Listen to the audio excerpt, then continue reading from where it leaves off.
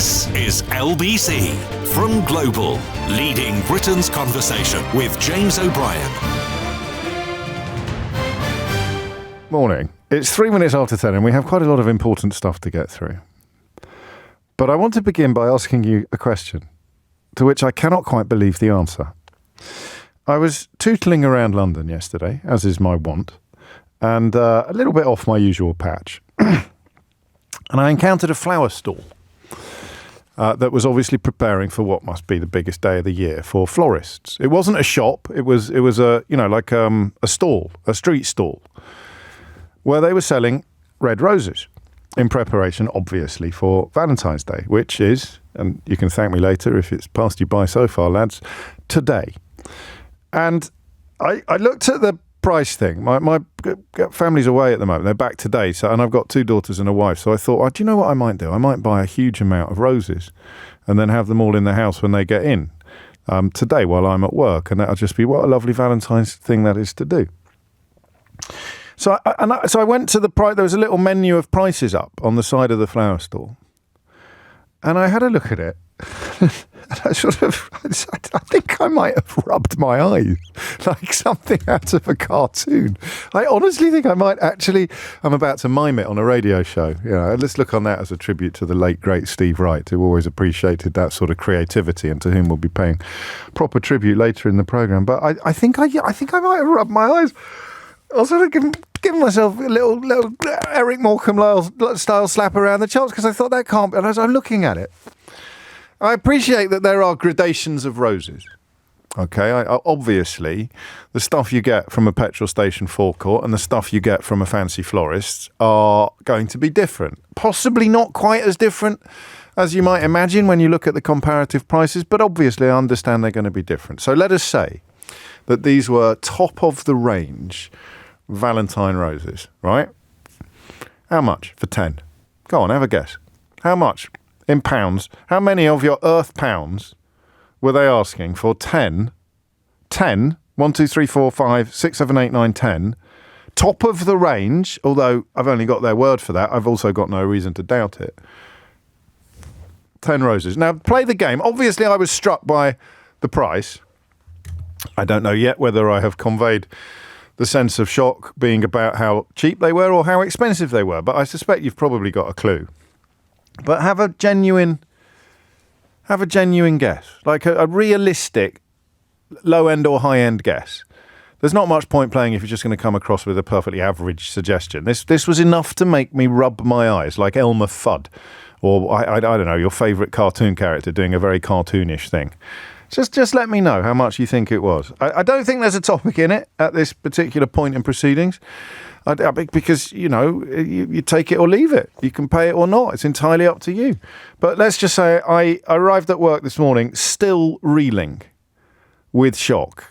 And that shock was immediately shared by all of my colleagues who came in with guesses that were, well, we'll play the game, shall we? I will remember, I promise, to reveal the answer sooner rather than later, but perhaps not straight away.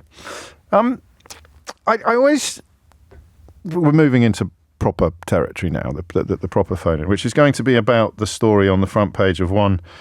I think technically the Daily Express is still a newspaper, at least for now. But this story, I think, merits attention because I'm interested in the ramifications of it.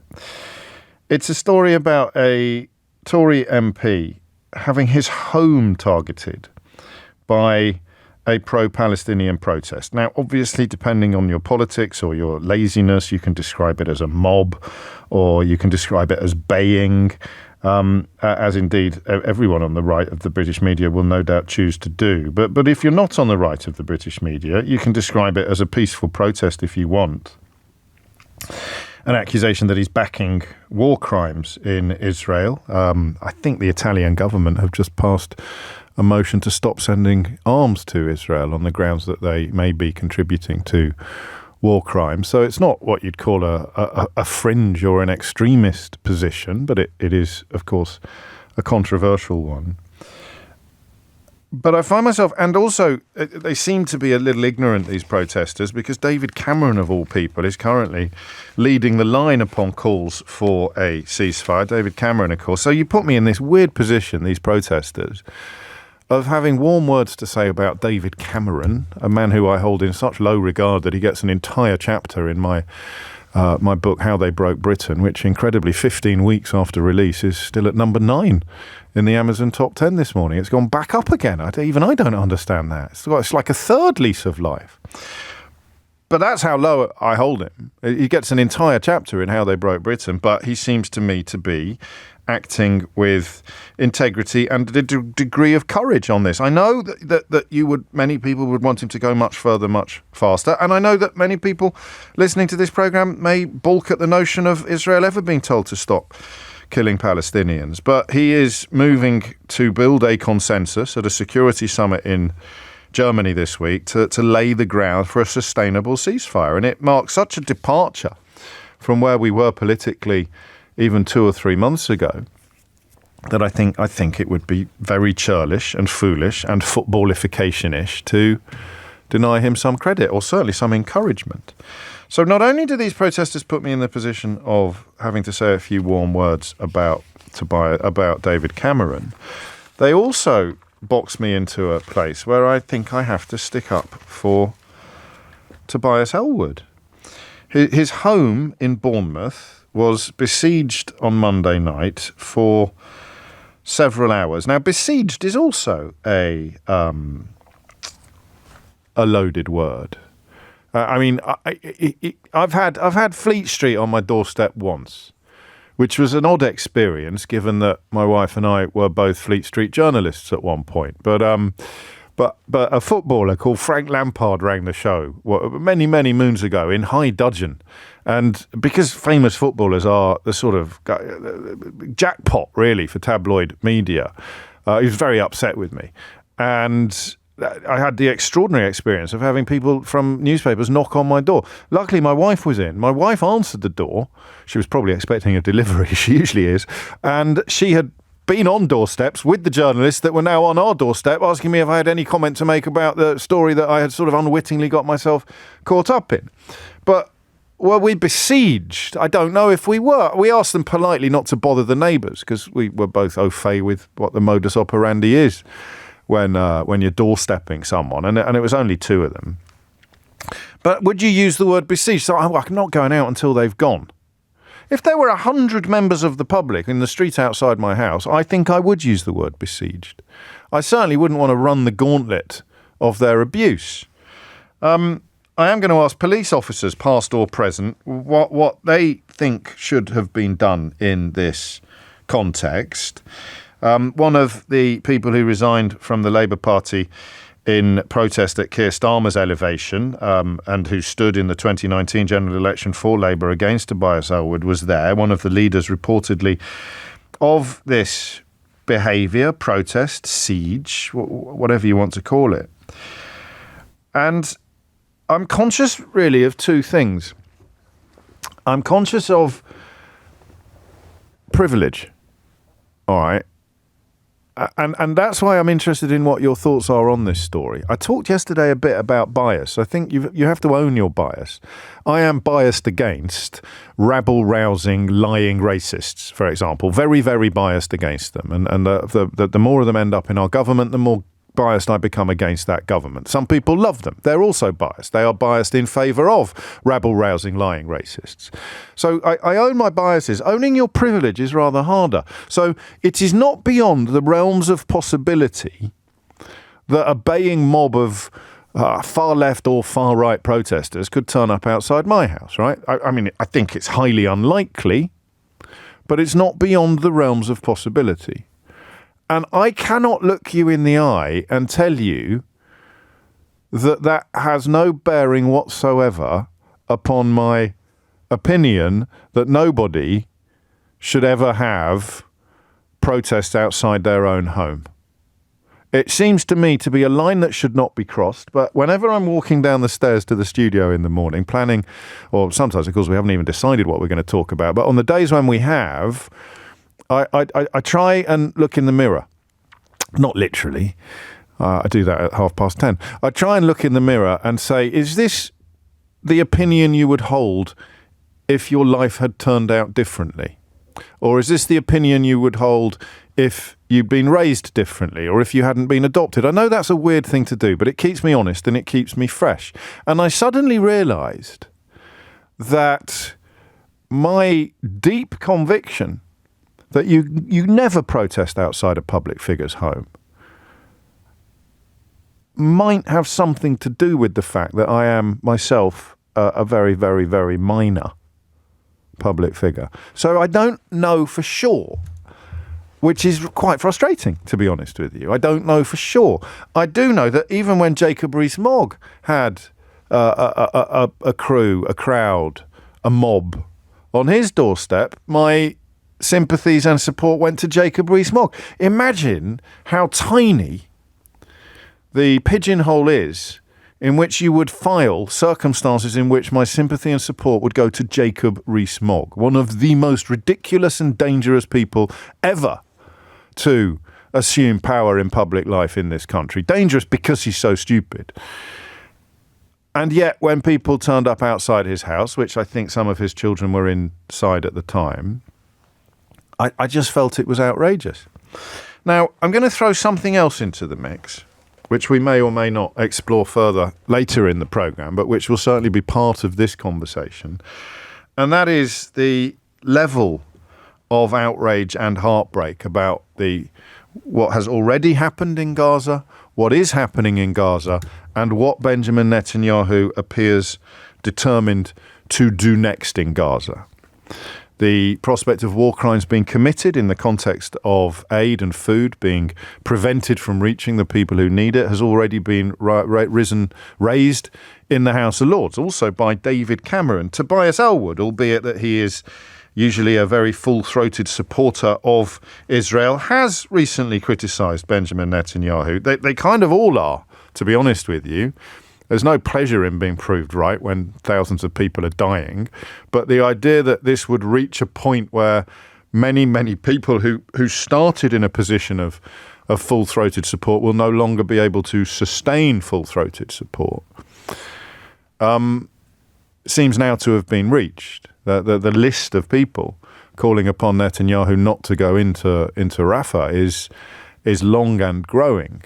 So Ellwood is a supporter of Israel, and the frustration of people who want a ceasefire and yet feel that they're not really allowed to say so without being accused of anti-Semitism, or they're not really able to find any platform from which they can put forward this position with passion and power, or they feel that the massed ranks of the UK media are stacked against them, and they feel that they can't find a way in which to be heard.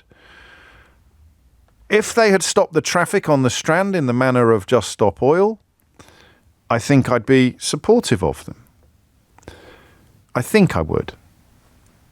But you can't protest outside people's homes, can you? One of my strangest ever experiences on social media came during the do you remember those riots when Boris Johnson didn't come back from his holiday? The London riots. Was it 2019? When were the big? There were some big riots. It's longer ago than that, isn't it? I forget why they were in the news today, but I remember. I'm rarely completely blindsided by social media reactions, but I tweeted something about don't go out tonight and start nicking stuff or looting, because however angry you are, it's not worth having that sort of black mark on your record. And I got rinsed by considerably younger people than me, whose anger I had completely failed to acknowledge. So, am I missing something here? Are there any circumstances ever? Are the grievances of people desperate for a ceasefire in Gaza so acute that they have the right to congregate outside an MP's home, his private home, his constituency home? I think it's really rank behaviour. But I acknowledge that I could be wrong. I don't think. I mean, who would be in favour? Well, let's find out. You think it's fair enough, but you need to tell me why. And you know how it works. If your arguments are strong and your aim is true, you may change my mind. But I can't currently conceive. 2011, sorry, not 2019. I'm going mad. I can't currently conceive of getting to the end of this hour in a position where I'm fully in favour of protesters turning up outside the home of anyone they don't like the look of. So is this a line that should never be crossed? Or is this an issue so loaded and unique that people feel they have little or no choice but to take extraordinary steps? 0345 6060 973. I mean, and how does it work as well? It's not a world I know much about. How do you find yourself outside Tobias Ellwood's house on a Monday night? I don't want to make a crass joke, like wasn't there anything decent on telly? But is it arrogant of me and contemptuous of me to say you shouldn't be doing that, because what you hear is me saying it's not? I mean, it is a huge deal. You're talking about the deaths of thousands and thousands of innocent people, 17,000 orphans now in Gaza. God knows how many more bodies under the rubble. People who feel a visceral need for a ceasefire. 12,000 dead children. But does that ever translate into the right to stand outside an elected British politician's house and shout forms of abuse? Maybe it does, but you're going to have some good arguments. 0345 6060 973 is the number that you need. It's 20 minutes after 10. James O'Brien on LBC. James O'Brien on LBC. 23 minutes after 10. Let me read this from Adam in Manchester. Close your eyes and imagine for 2 minutes that you're a Palestinian born in an occupied territory, and as you grow older, your family is whittled away while the world stands by and listens to lie after lie after lie. I think people have had enough and are proving the point that if we all stand up, change can happen. It's the extraordinary things that are flagged up these days. I've read that, but I completely disagree with it in the context of defending protests outside a British politician's house. The only caveat I've got, the only thing holding me back from a complete condemnation of what they've done, is a question I'd rather be asking in different circumstances. And that question is, if you're lying awake at night, worrying about family in Gaza, or worrying about fellow humans in Gaza, mourning the dead, grieving for and with the orphans, where can your voice be heard at the moment? And yet even then, even if the answer to that is nowhere, it can't be outside Tobias Ellwood's house, can it? It just can't be. 24 minutes after 10 is the time. Quincy's in Tunbridge Wells. Quincy, what would you like to say? Absolutely, we should claim the right to protest outside everybody's house, anyone's house. Really? And especially if you choose to run for an electoral office, and we, the public, pay for you, then we want you to hear and to speak for us and be the mouthpiece for us. You're not doing that right now. Tobias Ellwood and a whole lot of other people are not doing that right now. And the reason I particularly support he's not though, is he? He's in Parliament essentially to put forward his own position, not yours. No, I don't believe that. You don't live in Bournemouth East. To state the bleeding obvious. Yeah.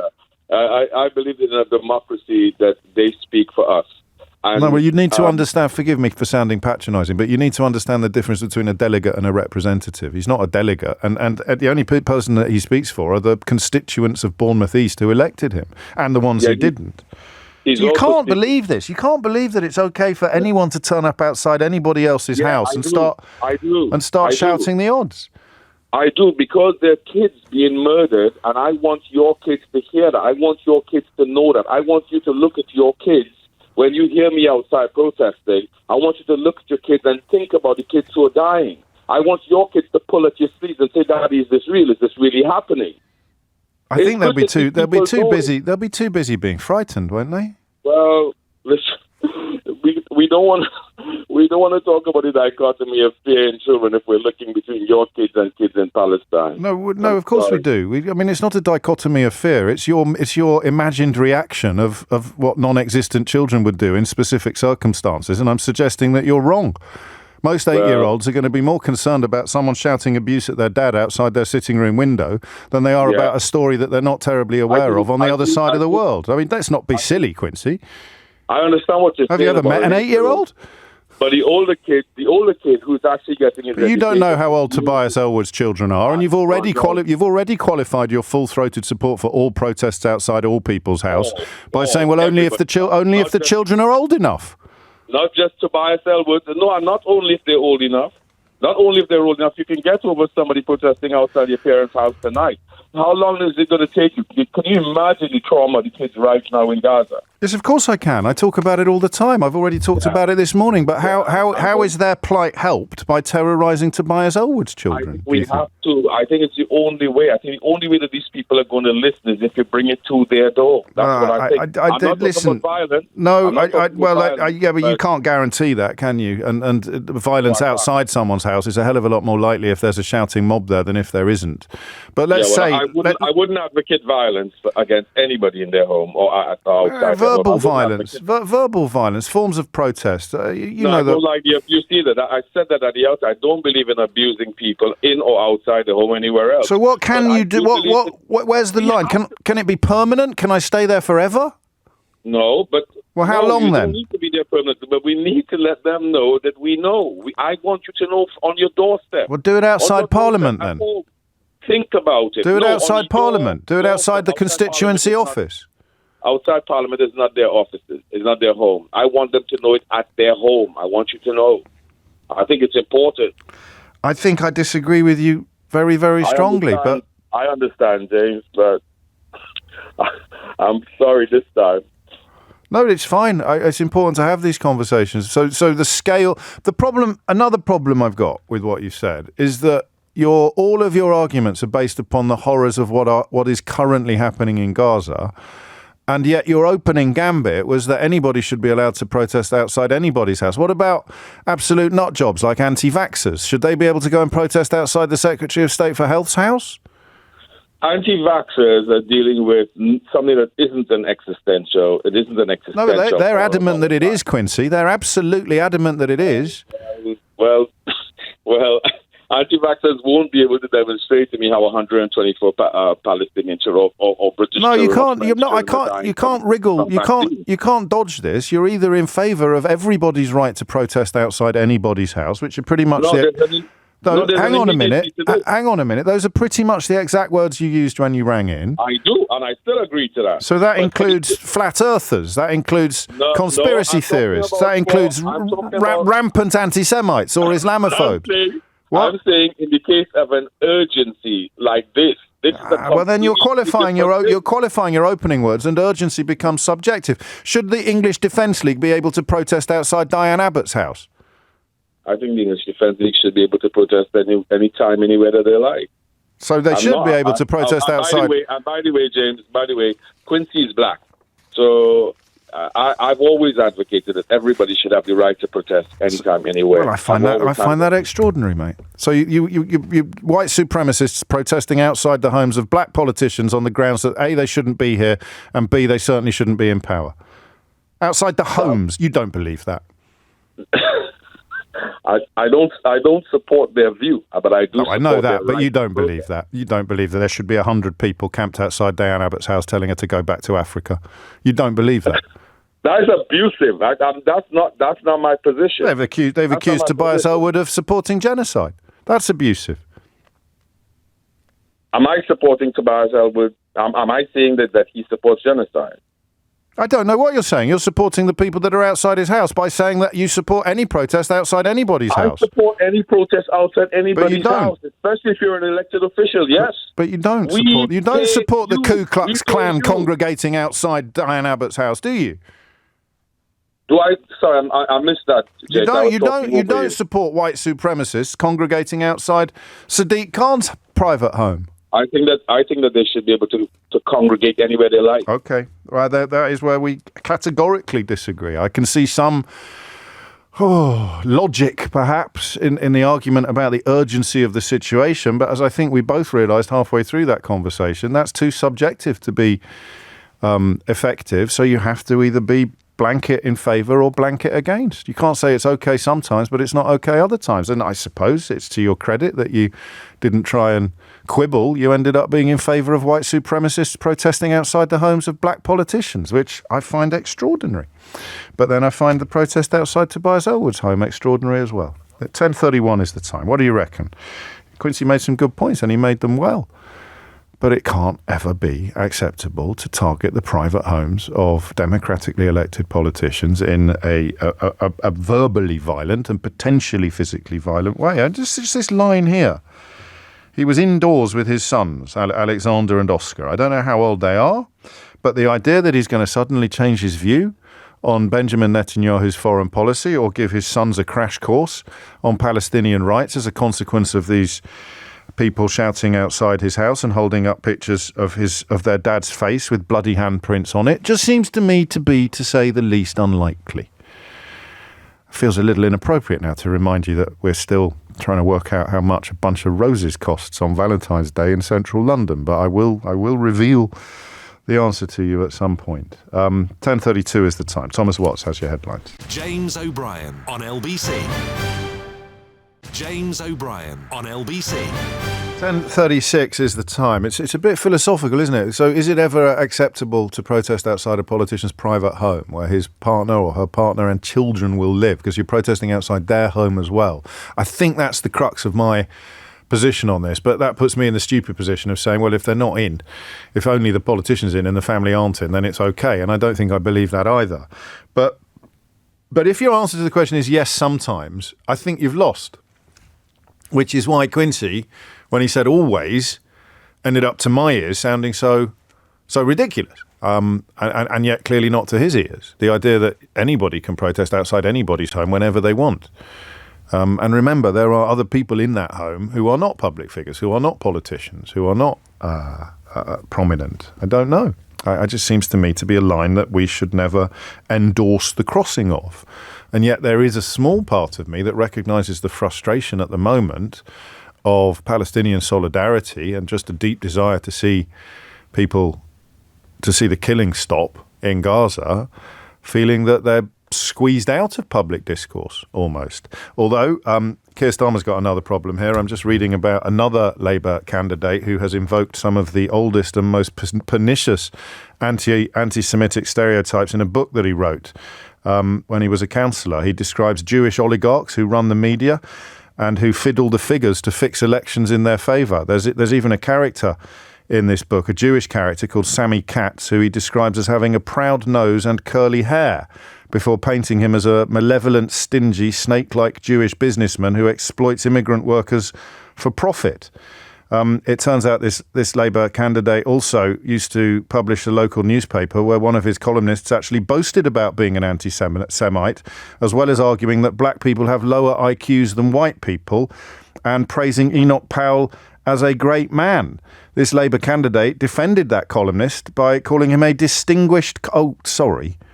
It's not a Labour candidate at all. It's Boris Johnson, the former Tory Prime Minister, who many people currently baying for the blood of Labour candidates secretly recorded expressing unacceptable anti-Semitic views, are also calling to be reinstalled as a senior politician in the United Kingdom. I think I should probably remind you of this again because the conversation can tend to be incredibly hard to follow in this country at the moment, but a former Conservative Prime Minister, Boris Johnson, when a shadow minister, wrote a book in which he evoked some of the oldest and most pernicious anti-Semitic stereotypes in existence, describing Jewish oligarchs running the media and fiddling the figures to fix elections in their favour.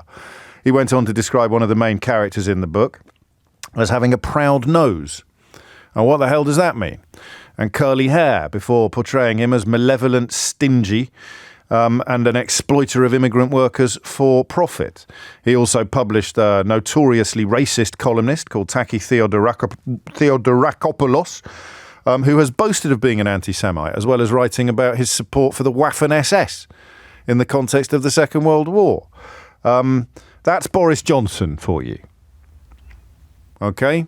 Not a candidate that you've never heard of until this week when the Daily Mail published secret recordings. This is published in books and magazines. A magazine in this case that Boris Johnson was actually editing. So I mentioned that partly to highlight the madness of some of the coverage that's around this week, but also to highlight the double standards that lead people to think they have no choice but to take extraordinary steps. And to you, I say, take extraordinary steps, but don't take this one. You can't congregate outside someone's family's home to make a political point. You just can't. I haven't had any calls yet of police officers. Surely the police in this case, for once, I wasn't there. I'm always wary of criticising the police's behaviour at events I didn't attend. But, I mean, you'll remember they carted Charlotte Lynch off from a Just Stop Oil protest or an environmental protest when she was only there to report on it. So how can you be carting off journalists from one protest and leaving actual protesters in situ outside a politician's home in another? 0345 6060973. Paul's in Sheffield. Paul, what do you think? Hello, James. Thanks for taking my call. You're very welcome. So I think it's you've changed the kind of framing of the question quite accurately, because it has to be. You have to consider it as how would you feel if it was any issue, if it was a politician you supported, because if you wouldn't accept it against someone that you supported, then you shouldn't accept it against someone that you disagree with. That kind of thinking will never catch on. Well, we can only try. It reminds me of when people were like over the moon that Nigel Farage had a milkshake thrown at him. Now, I don't like Nigel Farage as a political actor, but I don't think anyone should be assaulted in that way. And people protested, I think, outside Boris Johnson's house on the morning after the Brexit result, which, you know, with a fair wind behind me, I could have been tempted to join in, but I still would have been horribly in the wrong. Absolutely, yeah.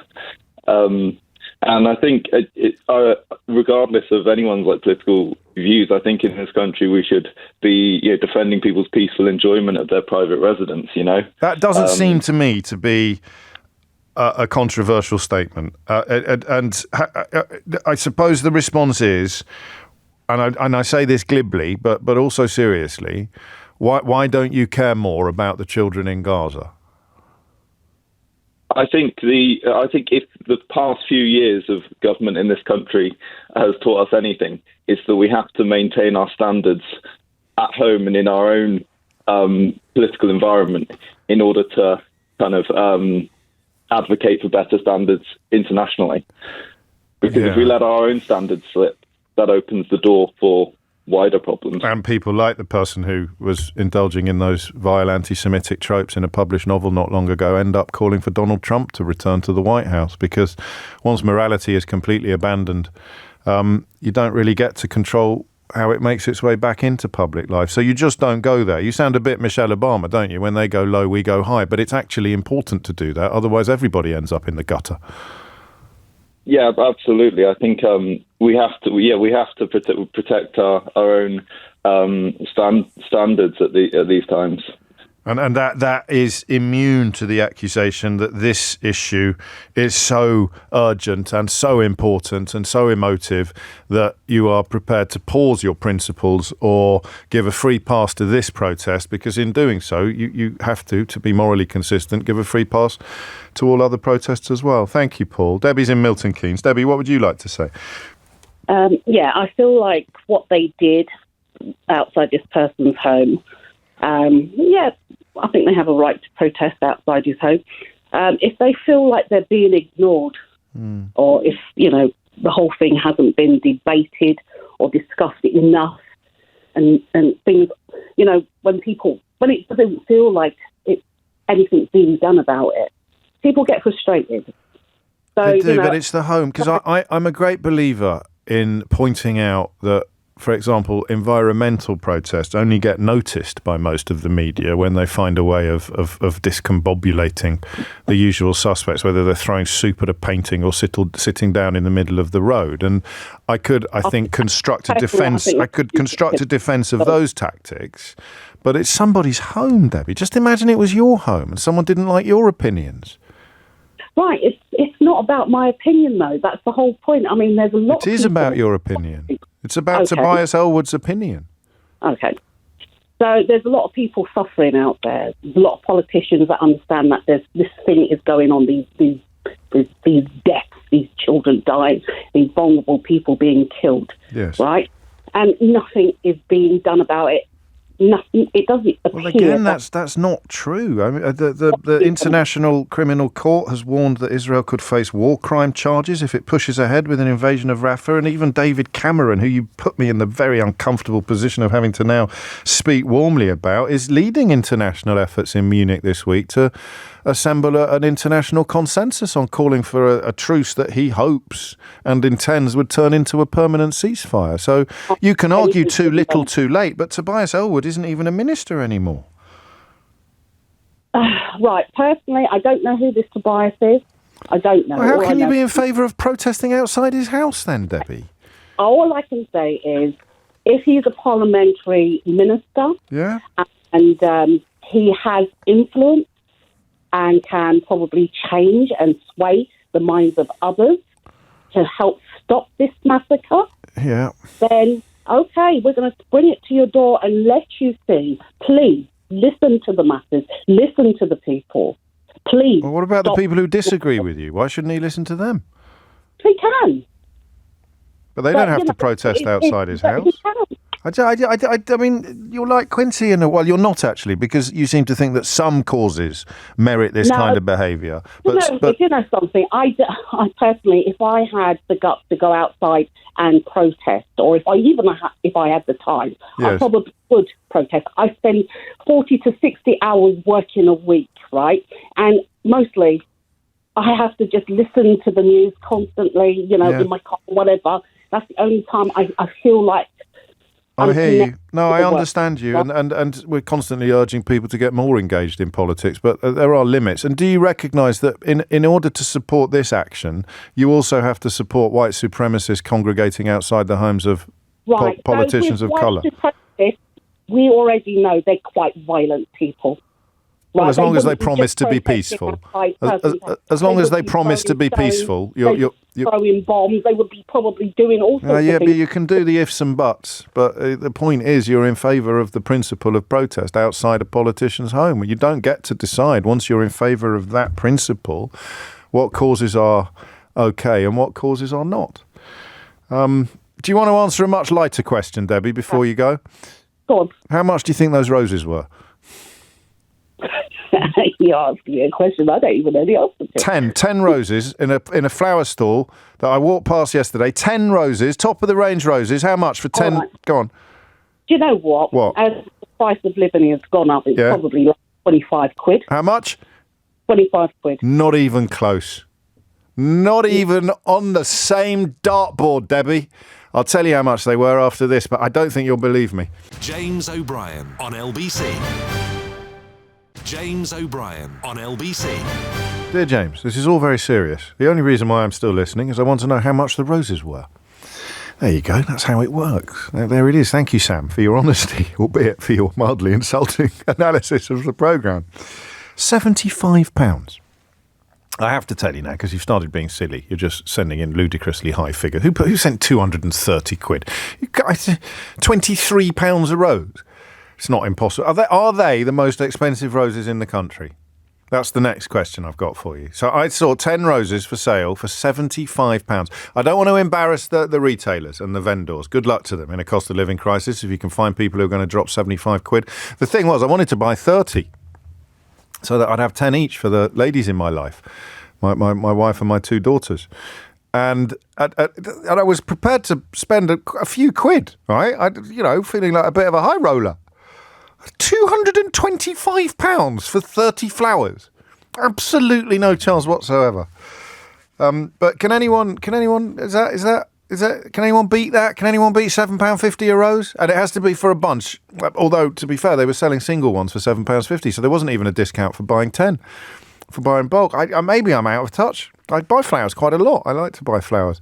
I like to buy flowers when I'm not in trouble, because I don't want to be the cliched guy who only buys flowers for his wife when he is in trouble. So I like to buy flowers quite a lot. But £75. Oh, crikey. We think we found someone selling 12 premium roses for 150 quid. Oh, 10:53 is the time. Back to the rather more important question of whether it is ever acceptable to protest outside an elected politician's house, a law-abiding elected politician's home, family home, where other family members live. Alan's in Manchester. Alan, what do you think? Well, if it was law-abiding, Johnson and Sunak wouldn't be there, but that's a moot point. No, it's not acceptable, James, and it's where do you draw the line? Yeah, it is, isn't it? Where do you draw the line? You can protest. You can ask. You can write to your MP. You can email your MP. You can ask to see him at his constituency office. But the 2 points I wanted to make, James, was we've had 2 MPs killed in this country, assassinated, Joe Cox and David Amos. Yes. And I think we had another one. The one was attacked, seriously wounded by a knife. And you are going to get nobody standing, for a position of office like an MP or a councillor. It's just not worth it, because the abuse they get on social media, it's absolute poison. And you're going to get no one doing it. So all our freedoms that we take for granted, including the right to protest, you're going to have no one standing, because it will become that bad. I mean, okay, it's Gaza today, and we all know how emotive that is. Yes. But when that becomes the norm? When the protesting outside somebody's home becomes the norm. What do you think the police were playing out then? 'Cause this is not a programme that routinely puts the boot into the police without having all the details of an allegedly controversial deployment. But what do you think they were playing at? Because it seems to me fairly obvious that this shouldn't have been permitted to continue for as long as it did. Well, I don't know the details, No, James. fair enough. This is a thing radio phone-in show. Since when did we need details to have a strong opinion, Alan? Well, since about 2012. No, but I mean, the thing is, were the police occupied somewhere else? Was it I don't know. You need to send in. You've got 80 to 100 officers there. Then to make any meaningful move along order, you'd have to go in fairly mob-handed, actually. That's another very good reason why it's important to have all the details before you offer up pungent opinions about these kind of things. Tobias Elwood. Sorry, mate. Tobias Elwood comes across, a fairly decent guy. And it don't matter. I don't think he's an extremist. I don't think he's sort of far right. He's been fairly full-throated in his support of Israel, although he's latterly been critical of Benjamin Netanyahu. He's also the politician who came to you've mentioned murdered politicians. He's the chap who came to the aid of the murdered police officer, isn't he, at the House of Commons? He was the one in whose arms that I think the officer died. It's going to be, like I said, James, it's an emotive subject, so it's very emotive. Yes. But if it becomes the norm to protest outside an MP's house, James, you will get nobody standing. The thing is, you will put your family first every time. You would imagine so, wouldn't you? And yet, the necessity of being able to criticise politicians very, very robustly is not only essential to democracy itself, it's essential, obviously, to my livelihood. But there are lines, and I guess the closer you are to those lines, the more important those lines become. 10:57 is the time. Kind you, Alan. And Layla is in Camden. Layla, what would you like to say? Hi. Yeah, I'd like to say that I think this whole question, this whole kind of line of reasoning, which says, it's not okay for the Ku Klux Klan to protest outside Diane Abbott's house, so it can't be right for these people to protest outside Tobias Elwood's, is not the right way to think about it. It's just every protest has to be judged on its own merits, depending on the situation. By whom?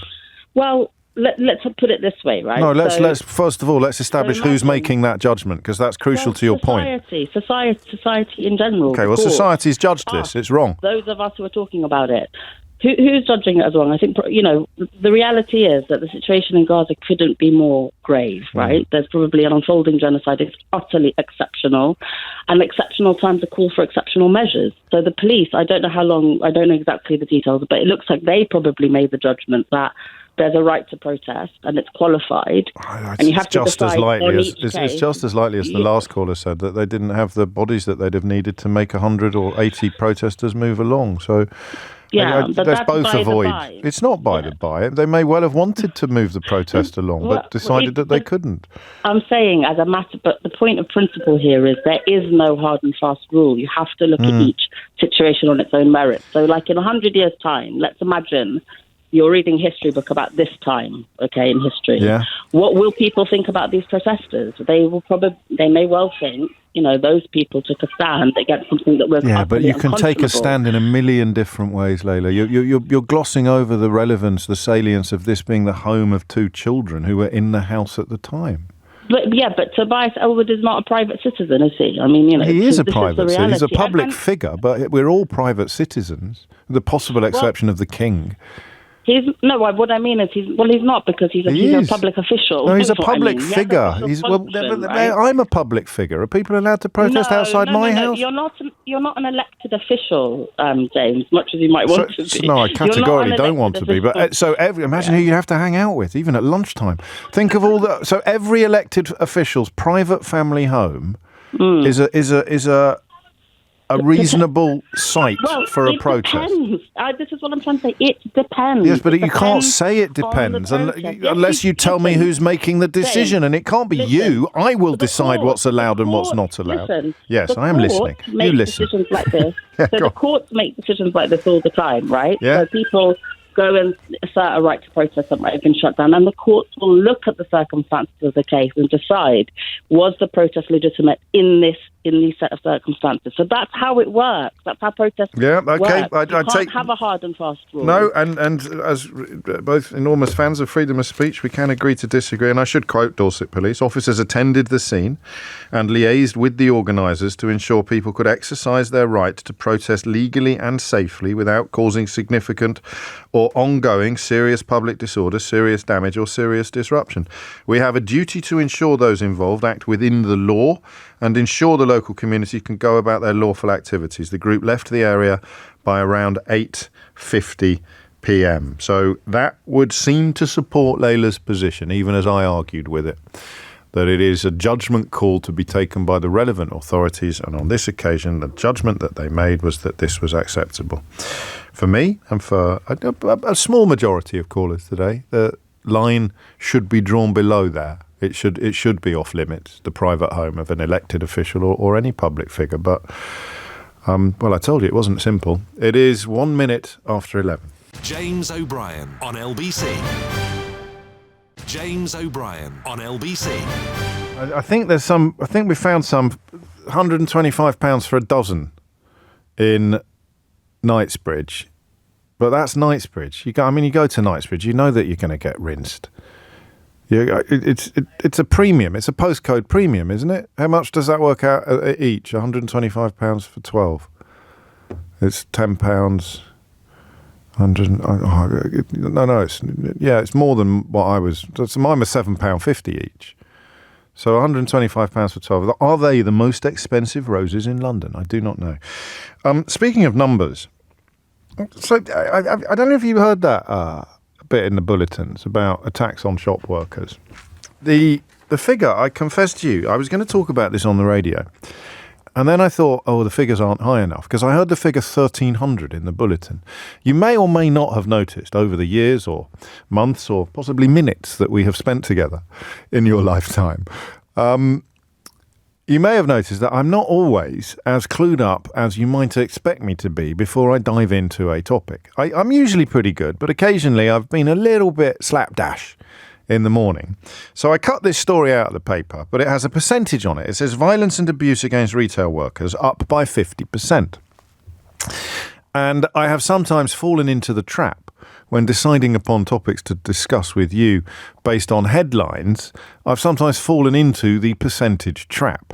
Not quite as violently as Laura Trott fell into the percentage trap when being interviewed on the BBC last week and revealing that there's a very strong case to be made that she doesn't actually know what percentages are, or GDP, or debt, for that matter, as a percentage of GDP. But if I come on air and say they've gone up by 100%, then quite often the first call I'll get will say, yeah, there were 3 last year and there's 6 this year, James. It's hardly what you'd call a cause for national celebration or national condemnation.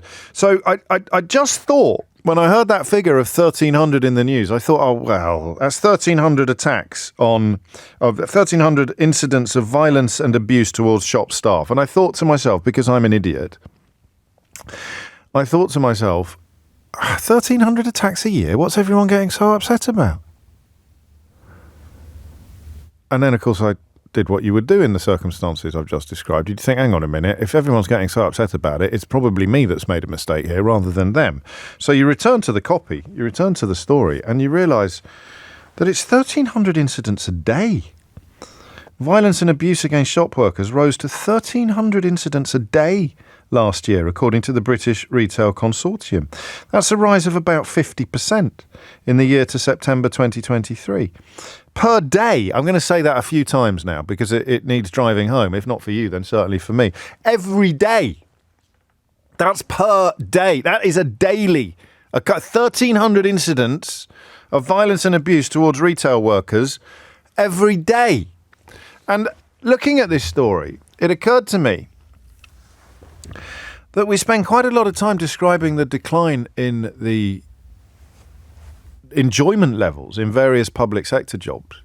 You know, in fact, I think this very week we've talked about why the NHS is an increasingly less attractive employment option, particularly for British people, which is why we have to beg, borrow and steal staff from around the world who we discovered from the quality of calls that we took that day often come here and quickly get just as disillusioned with the state of the NHS and the relationship between what they get paid and what they have to pay to stay afloat as the people who were born here in the first place. So we do it with the NHS, we've done it with the police, we've done it with all sorts of public sector workers.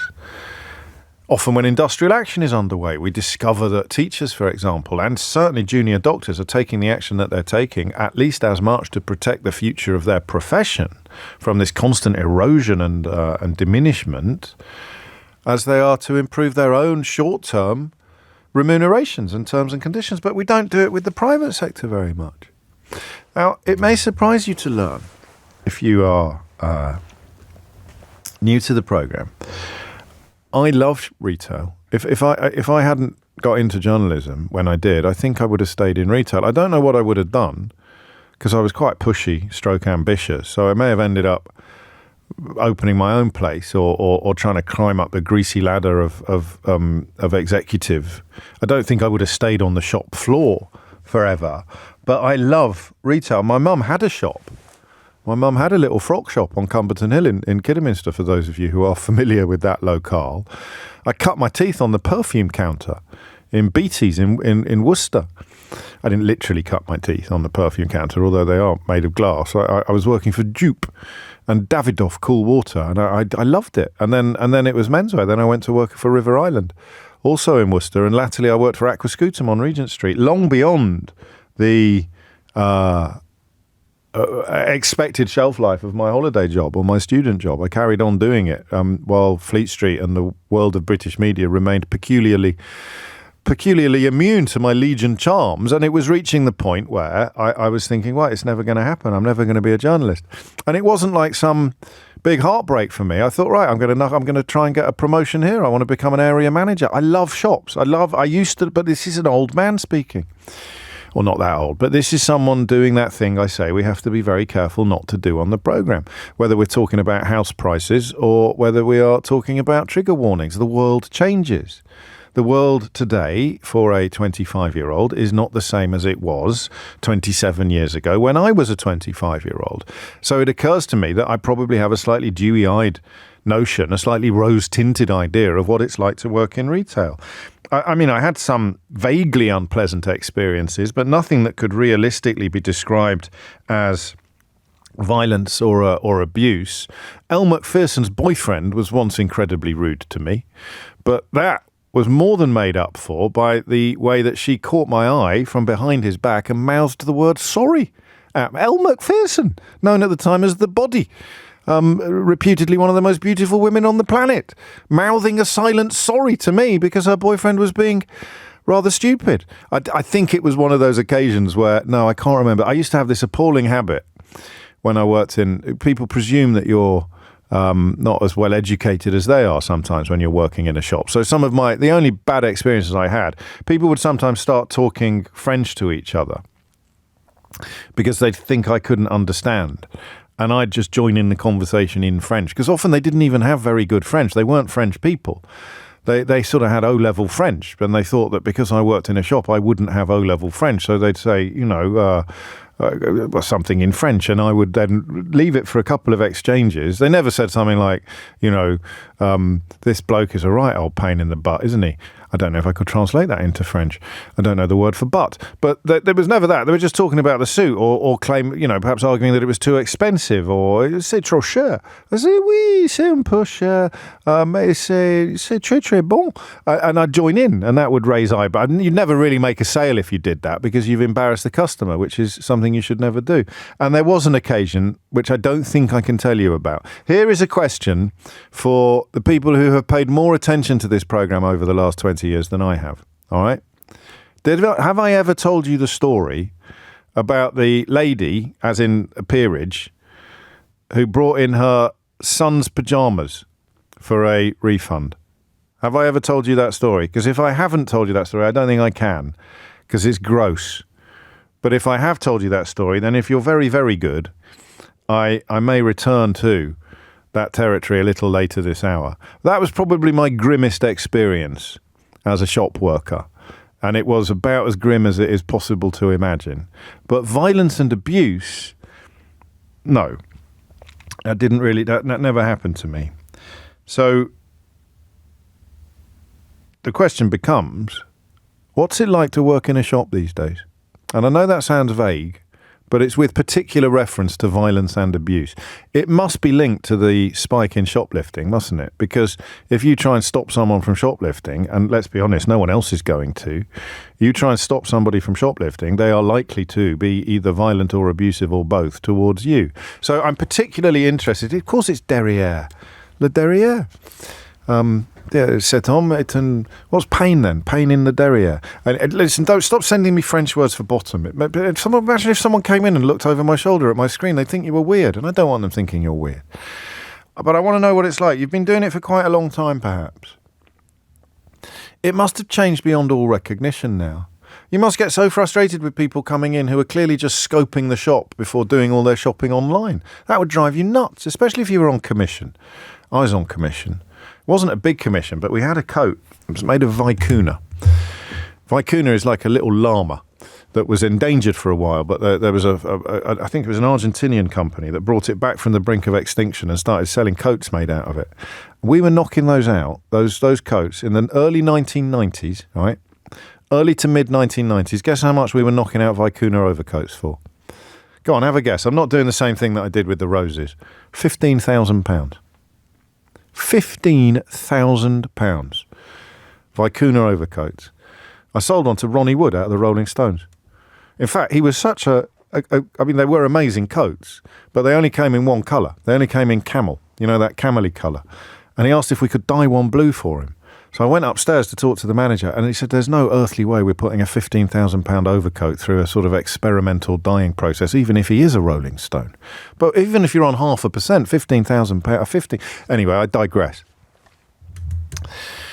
You're right, Mike, to imagine Are You Being Served? My experience of retail was very like Grace Brothers. There were even a couple of characters on the shop floor who bore comparison with some of the stars of Are You Being Served? But all of that is merely to establish that I do know what I'm talking about, or I used to know what I'm talking about in the context of retail, but I don't know now. So at 11:15, the question for this hour is pretty straightforward. Have you ever been a victim of violence or abuse while working in a shop? And why do you think it has got so much worse? Why do you think it has deteriorated in such a horrible way?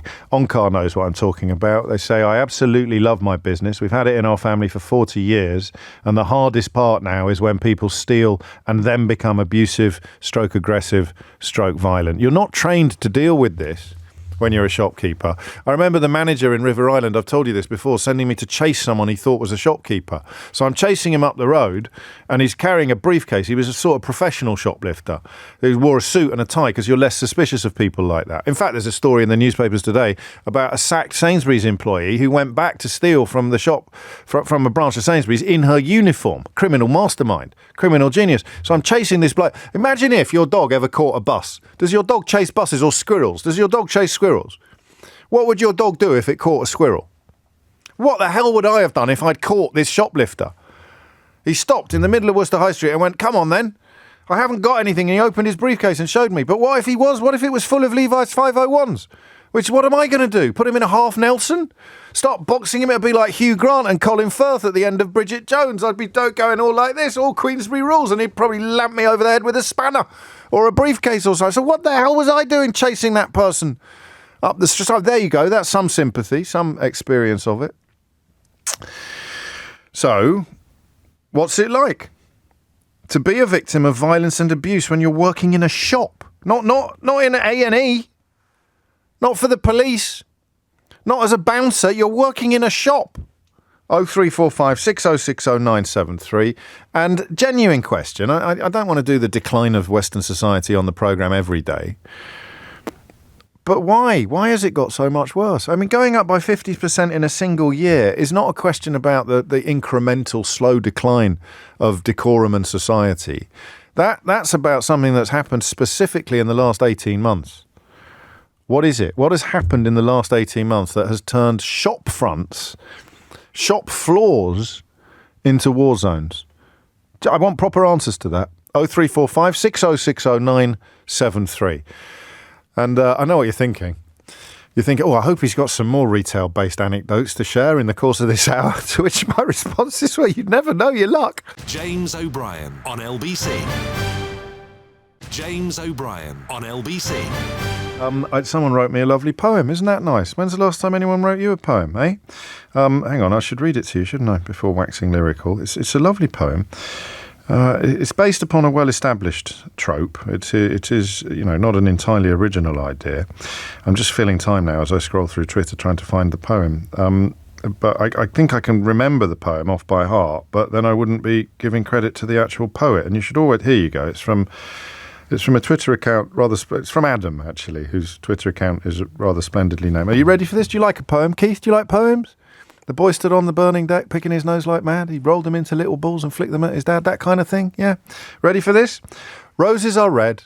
If you're just tuning in, I was marvelling earlier at being asked to pay £75 for 10 red roses at a flower stall in London yesterday. I didn't pay it. I began to Morrison's. Roses are red. Violets are blue. Flowers are prohibitively expensive. I've blown it. But put my teeth in and try again. Ready? Roses are red. Violets are blue. Flowers are prohibitively expensive since we left the EU. Boom. Love it. And I've got something that may be relevant to that. Why is the phrase Brexit means Brexit in the news today? I may give you a multiple choice on this later. But I know what you're thinking. I thought this was a phone-in show. And do you know what? You're right. Brett's in Northampton to talk about retail. Brett, what made you pick up the phone? I've been waiting for you to discuss it. I saw the headline this morning. I was desperate. I thought if anybody's going to speak about this today, it's going to be James O'Brien with his storied past in retail as well. And it's Valentine's Day as well. What a lovely bromance we're having. Perfect. Well, you have kept me sane since about 2015. And also my tale, for want of a better expression, has a definitive link to Brexit as well, because I felt that people's attitudes towards retail staff changed significantly in the build-up and immediately post the referendum vote. It was almost as though there was an acceptance that you could just be horrible. I think I would agree that in many areas of life it seemed to license obnoxiousness for people who suddenly found themselves having their obnoxiousness indulged, whereas for previous years it had been kept in a box by political correctness or whatever you wanted to call it. I think that licensing of obnoxiousness might be part of what we're talking about. Absolutely. So I, like you as well, I fell into retail, and I hate this term, but I was probably educated past the general level. Yeah. But I worked in the mobile phone industry as a sort of student job at the beginning of my university life, and found out that rewards for working within that industry at that time far outstripped my chosen sort of academic route. Yeah, fair enough. And I loved it. I loved working with the team. I loved working with the public. And I would say we had a threat of violence. I'm a mixed race male as well. Yeah. So the threats of violence, threats of racism, you maybe got one a month, one every 2 months or so. Okay. In the immediate period before and post referendum, that went up to one a day. And seriously? These were threats of death. So, and the tipping point for me that forced me out of retail, a career that I will I'll always love. Yeah, same. Where I was threatened that a customer, in very inverted commas, threatened to stab me. He was going to go home, get a kitchen knife, come back. Sorry for the trigger warning for those people. Threatened to go home, get a knife, come back and stab me. I had his business details on the side of his van, his registration number. I had him on audio and visual CCTV. Called the police, as I found I was doing almost daily. Yeah. They just looked weary with the constant reports from retail staff. We were in quite an isolated spot as well on a sort of destination site. Yeah. The retailers amongst us will know what that means. That incident was, I've got 2 small children, and I genuinely believe this gentleman was going to come back. I use gentleman in very inverted commas. No, as well. I hear you, and that was, I mean, a culmination really of a creeping climb towards this kind of behaviour becoming commonplace. It's extraordinary, isn't it, to think that forgive me for asking this question, Brett, because it might not be appropriate, but what was his grievance? So if he was just trying to get himself a mobile phone, I don't understand how that level of anger could be reached. Well, firstly, I think you need to appreciate, and I know that you were in the sartorial field, but you need to appreciate just how emotional people get about their mobile devices. Yes. However, most people who work in retail stores, and we know that you are buying on behalf of a third party. So more often than not, when something goes wrong, it isn't really the retailer's responsibility to fix that. It goes to the manufacturer. Yes. We can't do anything about it. And I never went into a retail negotiation with the view of being obstreperous with a customer at any point. It's much easier for us to just get it fixed, get it done, send them on their way happy, because we're scored on every single interaction we have, which then impacts on our earning ability. So we do whatever we can to make sure that. So you're algorithmed into submission, but if something goes wrong with a phone, Chummo there is going to hold you personally responsible for it, and thinks that he's more likely to get a response if he threatens you, despite the fact. That's highly unlikely to escalate, isn't it? If you go, oh yeah, all right, you've threatened to stab me. I'll give you a new phone now because you've threatened to stab me. You got me there. Well played. Great tactics. Exactly. But what was more galling was I received a phone call. That was the last straw. I left. I received a phone call 6 months after the fact from my local police station to say that they wouldn't be proceeding with the case because there wasn't sufficient evidence to charge. And that's, you feel as though you feel as though you have no protection whatsoever. So that's really interesting. That's because let me read you this from Michael, who's in Enfield. He's going back a while. You can tell that because he used to work for Rumbelows. And he says, someone once stole a pocket radio from the shop. I ran down the high street after them. I brought them right back to the shop and made them put it back on the shelf. I was only 16 at the time. I was on a YTS scheme, and I wouldn't do that now. And that's what you mean by realising that there's not a sort of safety, a social safety net or a society backup in those sort of circumstances. You're on your own. You were on your own. Yeah. But you're also slightly isolated by the retailer as well, because if that customer decides to make a complaint because you have in some way defended yourself, the business will always find against you as well, because it's deemed to be not delivering that level of service that's required. When I have responded to somebody calling me the M word, which just became a daily thing, and me ejecting somebody from the store, I've had to then field complaints from that person for being ejected, despite the fact that I have them on audio and visual CCTV, racially abusing me. And it becoming a police matter, but still a business would censor me for not adopting a more customer-centric approach. That's the old customer is always right approach, even when they're racially abusing one of our members of staff. I don't think that's grim stuff, Brett. Thank you. I don't think it was going to comfort you much to know that Rishi Sunak gave an interview last week in which he claimed that those sort of epithets and insults don't happen anymore, including the P word. I don't know if he referenced the N word, but Rishi Sunak lives in a world where that never happens, which is very nice for him. It's coming up to 11:30. You're listening to James O'Brien on LBC. Brett's experience cuts straight to the heart of this story, really, about incidents against staff being up 50% in the year to September 2023. We want to know what they were like in the year to September 2013, really, don't we? Because a 50% rise in a single year seems shocking. But if Brett's evidence is even close to widespread, close to commonplace, you've gone from monthly to daily, which is an increase of much more than 50%. Don't ask me to work out what it's an increase of. I was struggling with 125 divided by 12 a minute ago. Thomas Watts is here now with your headlines. James O'Brien on LBC. James O'Brien on LBC. It's 33 after 11. I saw something the other day, actually, just outside Marks and Spencer's. Would you believe? Things must be bad if it's happening in Marks and Spencer's. And I wasn't in the shop. I was walking past. I sometimes stop and have a chat with Lawrence, who sells the Big Issue outside one of my local branches, and he will be listening now, so I love to think of him out in the cold and the wet, getting a little mention on that. He'd much rather I bought a copy of the magazine, of course, which I promised to do next time I see you, but it was outside, it was on his patch. I don't think he was there, but a sort of, a West London mum was shouting incomprehensible in her anger because she had caught a shoplifter. So she had pointed out to staff that a shoplifter was just walking out of the shop with loads of stolen food. And it was her, because I was not shocked because of the conversations we've had on the radio. But she couldn't believe that there was no point of recourse.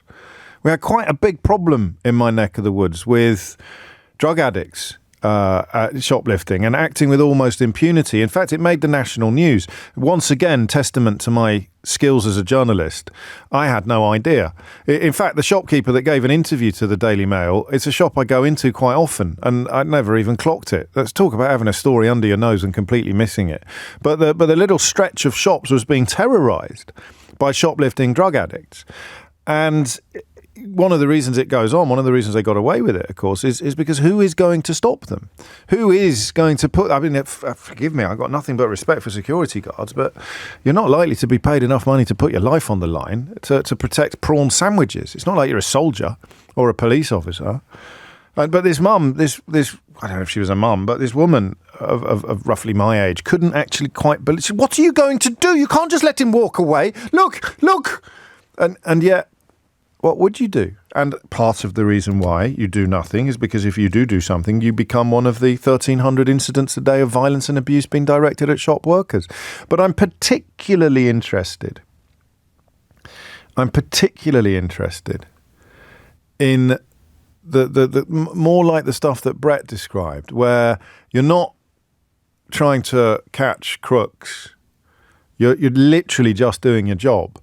And the great British public has in recent years become, well, that license to obnoxious, that license to be obnoxious seems to have been issued to an awful lot of people. So you work in a shop, you have done for years. What's it like to be on the receiving end of violence or abuse from someone who's not a crook or a criminal? Just, do you see what I mean? Like an escalation of a normal customer to a point where you can't quite believe what you're expected to endure. So look, trying to stop a shoplifter and getting spat at is disgusting, but it's dog bites man territory, right? It's expected and expectable, if that's a word. But trying to sell someone a nice pair of trousers and getting spat at, that's man bites dog territory. That is not something you would expect to happen. So what's that like? And crucially, why do you think it's happening? Particularly at this breakneck speed of the last couple of years. 0345 6060973 is the number that you need. Anne in Edinburgh writes, please tell us about the pyjamas and the Baroness, James. Ozzy and I are dying to know. Have you written Ozzy and I are dying to know, or you are an Aussie and you are dying to know, Anne? I don't know. I may tell you the story. I'll check with Keith on whether or not he thinks it's suitable for your delicate ears. But I'm telling you now, someone got quite close. They said, was this aristocrat that brought her son's pyjamas back to your shop for a refund, was she the Baroness of Skidderminster by any chance? Close, but no. Henry's in Stratford. Henry, what would you like to say? Good morning. Thank you for taking my call, James. You're very welcome, Henry. This is an issue that's near and dear to my heart. I've worked in security for several years, and it's a regular occurrence to see potentially people who are affected by the habit of drugs, alcohol, or just stealing for the want to have something. Consistently, I've seen people who are, or who they say are affected by the cost of living crisis, where they are stealing food, baby formula, whatever it may be, supplies to get them by. When I was doing security in a well-known sports retailer, I won't mention the name, but they regularly had people attempting to steal football jerseys, footballs, you name it, they try and take it, presumably to resell. I mean, I don't want to sound ungrateful. I'm familiar with that, and we've tracked the exponential rise in it. How long have you been doing the job, give or take? 4 years. Only 4. So you've never really known it any different, or have things got worse in the course of those 4 years? I'd say coming into COVID and the lockdowns, after COVID, you can understand why. However, going into it, because people were such in a stressful situation where there was less of what we needed or what we wanted, and so the frustration was taken out on the shopkeepers, the store staff. That's really and the security. Interesting. So it's almost as if we became de-civilized during lockdown. In a sense, yes. Because I got a message, oddly, while you were talking, from somebody who has their own shop. They say, we've barred more customers for abusive behaviour last year than we had in the previous 10 years combined. People get very weird about clothes. They certainly do. I couldn't tell you how many people I've tried to bar from stores I've worked for, James. Are you allowed to? Yes. Work with the management within the stores. But that's for shoplifting, isn't it? I mean, I'm sounding like a right pain in the bum, Henry. I do apologise, but that's kind of the dog bites man territory, the theft, which we know. It's that. So this text is from someone who works in a smart part of Cheshire, in the kind of retail environment where you really wouldn't expect to be barring customers. So it's more that obnoxious normal customer, the way people speak to you, even if you haven't just caught them nicking a leg of lamb. Has that changed in 4 years? Worse. Yeah. Increasingly worse. I can say to you quite honestly, it is the younger generations, I'd say from 15 years of age to, let's say, 28 years of age, that are the worst. The constant swearing, abuse, comments about race, height, weight, talking about someone's sexuality, gender, and the concern is that because there's not enough police, the police don't respond to calls. And that means the next time they do it, they'll go a little bit further. And it is people like you who are very much on the front line. I always try to find a quote from Thucydides at this point, but I can never find it. It's from about 500 years BC when he's talking about the younger generation. So we always, and I'm guilty as well, Henry, we always have to take it with a little pinch of salt, that they're much worse now than they were in my day. In my dayitis, I think we called it, didn't we, earlier this year, but or late last year. But there is something there, the idea of something having changed. You know what my big thing is? People who got their phones on public transport without wearing headphones, whether they're listening to music, watching TV, or having a conversation. I accept the inconvenience of having to listen to your end of a conversation if you're blessed with quite a loud voice and you're having a conversation on public transport. But in recent months, it's the other end of the conversation that I'm getting as well. So extraordinary. Henry, thank you. I have got a game for you. So I mentioned the phrase Brexit means Brexit.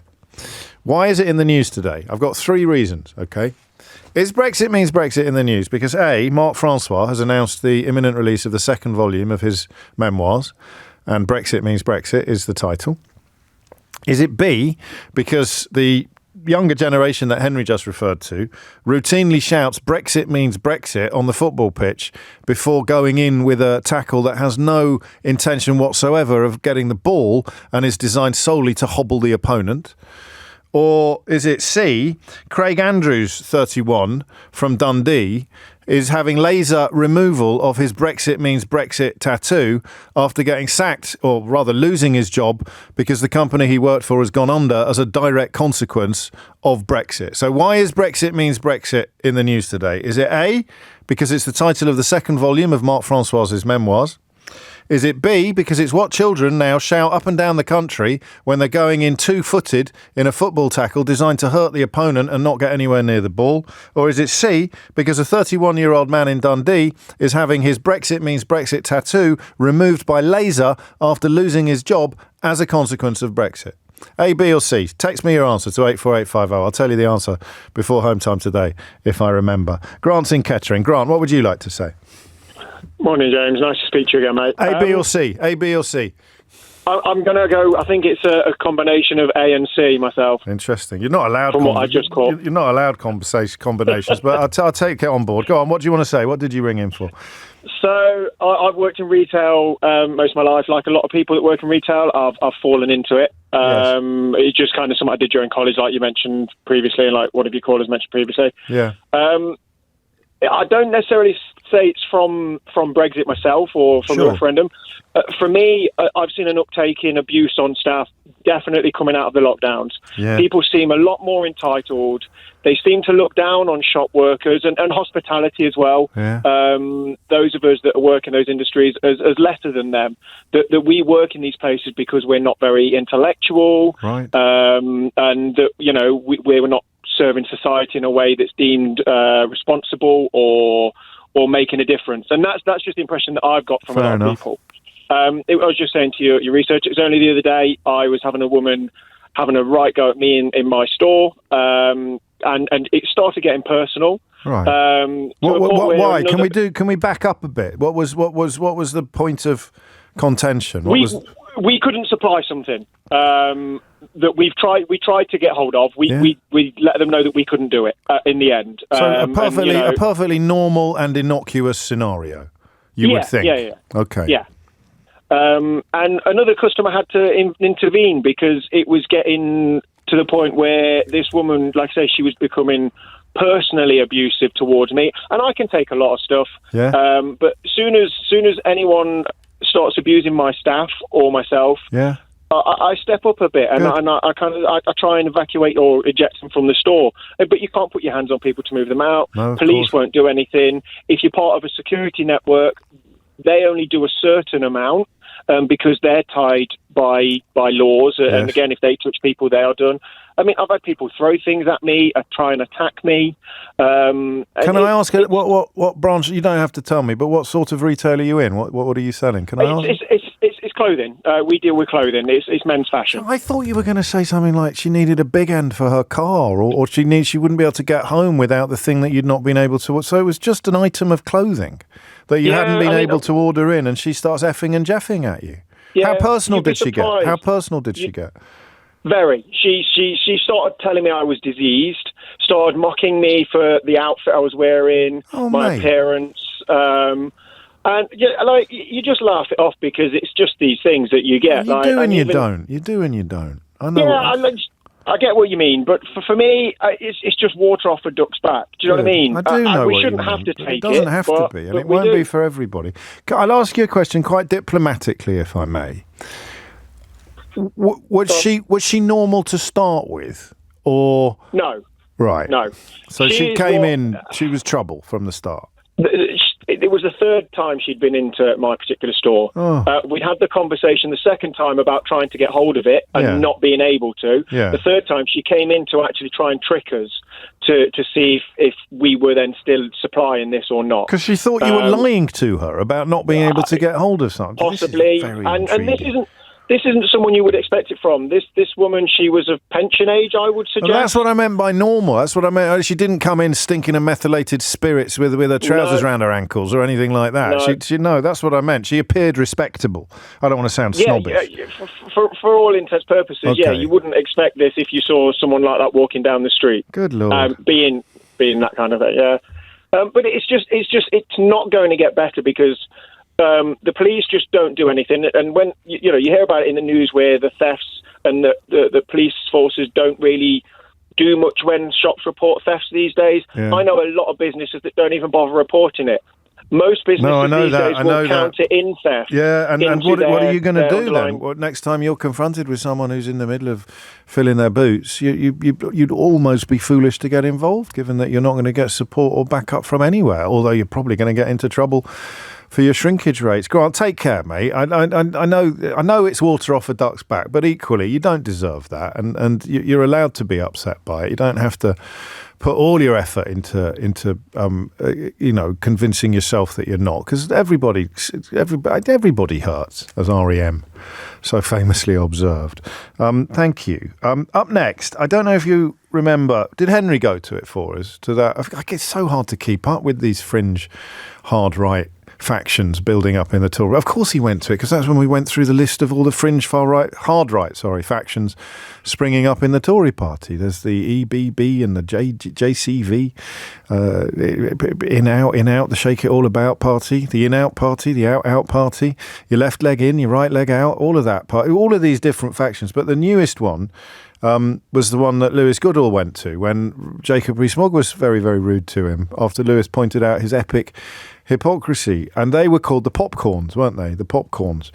Well, my friend and inspiration in many ways, Peter Gagan, the investigative journalist at Organised Crime and Corruption Reporting Project, also, he's far too modest to remind you, the purveyor of a rather splendid Substack to which you can subscribe, has been looking at the funding behind this latest new grouping of hard-right agitators. And the last time Peter was in the studio, I don't think he's in the studio this time, but the last time he was in the studio, it prompted was it a 2-year investigation by Ofcom into allegations from the Institute of Economic Affairs that we had misrepresented them?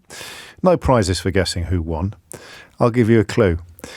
It was me and Peter. James O'Brien on LBC. James O'Brien on LBC. It is 11:53. Alison writes, "Hi James, I was attacked working in a garden centre for not reducing a white orchid in price because the man really wanted a pink one. My industry, filmmaking, shut down in lockdown, so I took a charity job," writes Chris, "delivering medication for the NHS. The nicest, most polite people lived on council estates in some terrible houses. The rudest people were male, between 40 and 60, living in posh houses who treat..." It's a bit close to home, Chris. I hope you didn't deliver anything to my gaff. "Living in posh houses who treated me, and I assume all delivery drivers, with disdain. So I now make a point of being ultra nice to every delivery driver." And this finally unsigned hate speech has been normalised by far-right politicians. The failure of Brexit is blamed on minorities as they are unable to defend themselves. UK society has devolved over the last 10 years. There is no hope in Britain anymore due to the Conservatives who have bled the economy dry. All today's issues are connected. I think they are. I do my best to connect them in How They Broke Britain, my current bestseller. But I can tell you for a fact that one of the people whose work I drew on while writing that book is Peter Gagan, the investigative journalist now plying his trade at the Organised Crime and Corruption Reporting Project and the author of Democracy for Sale, Dark Money and Dirty Politics. Democracy for Sale is also the title of his Substack, to which I encourage you to subscribe. So when I read or heard, Peter, that there was a new right-wing grouping being launched with Liz Truss up on the stage, I found myself thinking, I wonder where the money's come from. And then I found myself thinking, I bet I know a man who knows. Well, it's funny you should ask, James, because it's the same question I asked myself. There was something about seeing Liz Truss back on a stage promising to restore democratic accountability to Britain that made me go, well, I wonder where the accounts and the accountability for the popular Conservatives are. And that's exactly the first place I went to have a look as well. Liz Truss, we should remind ourselves, was greeted upon her elevation to Downing Street as essentially by one Conservative commentator as having turned Downing Street into an incubator for the Institute of what's it called? Economic Affairs, our old friends over there, and they were very happy with the suggestion that she was very much a creature of their mysteriously funded ideology. So that's why our twin antennae started twitching. Yeah, very much. And what you can see from this, it's interesting because in Britain, as we've discussed on this programme before, it's very easy to influence politics anonymously. And one of the ways you can influence politics anonymously is give money to think tanks. Also, thanks to new changes to electoral law, you can give more and more amounts of money anonymously to political parties. But one thing you have to do if you're going to run anything political, if you publish material, election material or political material, you have to say who's published it. So one of the few little interesting things that I noticed from the PopCon's launch was there was little leaflets going around setting out their agenda, saying who they are, and they said that they were funded by these leaflets were produced by a company called, with this snazzy title, Popular Development Partners Limited. But this is, it sounds like a housing developer. Well, actually, it turns out it's not. Sounds like a dating site, actually. Yes, popular. Find your popular partner. Actually, it's a company that's set up back in October by Mark Littlewood, who was the former chief executive of the Institute of Economic Affairs. And when I looked a little bit deeper, it looked as if the other person who'd also set up the company with him was his wife, Angela Harbut, who also used to work for the IEA. The IEA have said they're nothing to do with PopCons itself, and they're not involved in the project at all. There's still some mystery surrounding Littlewood's departure from the IEA, only in the sense that it's not been fully explained, and it was widely unexpected in the kind of circles that these operations mix in. And he's now emerged as the director of the Popcons, which is an interesting new job for him. And he was on the stage talking about the Popcons. We know the history of the IEA has been to take money from, this is documented from people like BP, from Big Tobacco, from others. And fundamentally, it begs the question, who's funding the Popcons? And so I started looking a bit more at that too, and where are some of the people who've been funding Liz Truss? And it's quite interesting. Jeremy Hoskin, who funds the Reclaim Party, Lawrence Fox's not particularly successsul election vehicle. Right, not particularly successful yet, Peter. Let's not count any electoral chickens. There's deposits lost in the London mayoral election, Uxbridge suggests that maybe there's great things yet to come. And again, in his defence, the amount of money lost on deposits is as nothing compared to the amount of money lost in the libel courts. So all things are relative. Very true. Liz Truss has been very close to the kind of think tank world in the United States. Heritage Foundation they both flew her out to America to give a talk, and they flew her to Switzerland as well. The Heritage Foundation, for listeners who aren't aware of them, are a very, very hard right think tank based in the States. They are currently developing what they're calling Project 2025, which is for Donald Trump, the first day on office, basically to dismantle the administrative state of the United States. So they are some of the people that are in the ecosystem of this. Of course, we've got GB News as well. GB News has been pushing a lot of this, but also the Legatum Institute, who are one of the owners of GB News, they contributed £50,000 to one of these groups, the New Conservatives, many of whom were also at the Popcons. We've seen some of this opinion polling recently. Some people might have seen it in the Telegraph. Huge, big surveys, very, very damaging to Rishi Sunak, suggesting he needs to go harder to the right. Who funds this? It suggests it probably costs around £70,000 to do this. We don't know who's funded it. David Frost. Yeah, we know that David Frost, the man who was responsible for Boris Johnson's Brexit deal, which he then sought to disown before the ink had dried, he's been put up as the man you go to. But it's obviously not his money that has been spent upon the polling. And just to stress, Liz Truss was talking about accountability when she took to the stage at their conference, at their launch. Well, this is the big aspect with this, James. And what the Popcons, I think, show is just how easy it is to get a huge amount of publicity, because it's not surprising. Liz Truss, I think a lot of people there's almost a freak show element. Liz Truss is seriously going back into the public domain. She's seriously going to suggest that she should be the figurehead for a new movement. So you can understand some of that. But you have to understand how incredibly adept these organisations are with small amounts of money at getting huge amounts of traction. The IEA they say they're not behind the Popcons, but we do know that they received more than 5,000 media hits in the last year, according to their own company accounts. That's a huge amount of media traction. We know from senior IEA people, not Mark Littlewood, it looks as if his peerage was knocked back, but other senior IEA people have been put into the House of Lords by Liz Truss and by others. And there's a huge, we can see policy. I'm currently working on stories around looking at the policies that some of these groups have put forward and how they've just got into government so easily, and how they've turned from policy proposals funded by we don't know who into government policy, often in a matter of months. And anyone who's not aware of why this is also alarming probably will be by now. But how can people follow your work more closely, Peter? Because there aren't many doing it, are there? Rather shamefully and sadly. Although I suppose it gives you a very nice niche, but I mean, I'm sure you'd rather be less lonely in this particular furrow. How can people follow your work more closely? Thank you very much, James. I'm on Twitter. I'm on Substack. It's the main place you'll find all these stories. The Democracy for Sale Substacks. If you just go on there, you get my regular newsletter. It goes out about once a week. And I am covering a lot of these areas. I, like you, would like more people to cover it too. You know, nobody wants to be the only person. No, indeed. Peter Geoghegan, many thanks indeed. And I'll spell his surname for you so you can find all of that more easily. Geoghan. I shall retweet something from my account shortly. So if you follow me, there'll be links there to what you need. Just these are the important questions. Who is controlling the news agenda? You know, it's not the Jewish oligarchs that Boris Johnson accused in his novel, or Jewish interests, as that Labour candidate who's now been rightly dispensed with, who claims it. It is very, very rich people giving money to organisations without telling you where the money's come from. It's extraordinary. But as Peter pointed out, the numbers of those of us who care about it and appreciate the importance are growing, but nowhere near fast enough. You want them to grow as fast as the economy fell when Liz Truss was Prime Minister. James O'Brien on LBC. James O'Brien on LBC.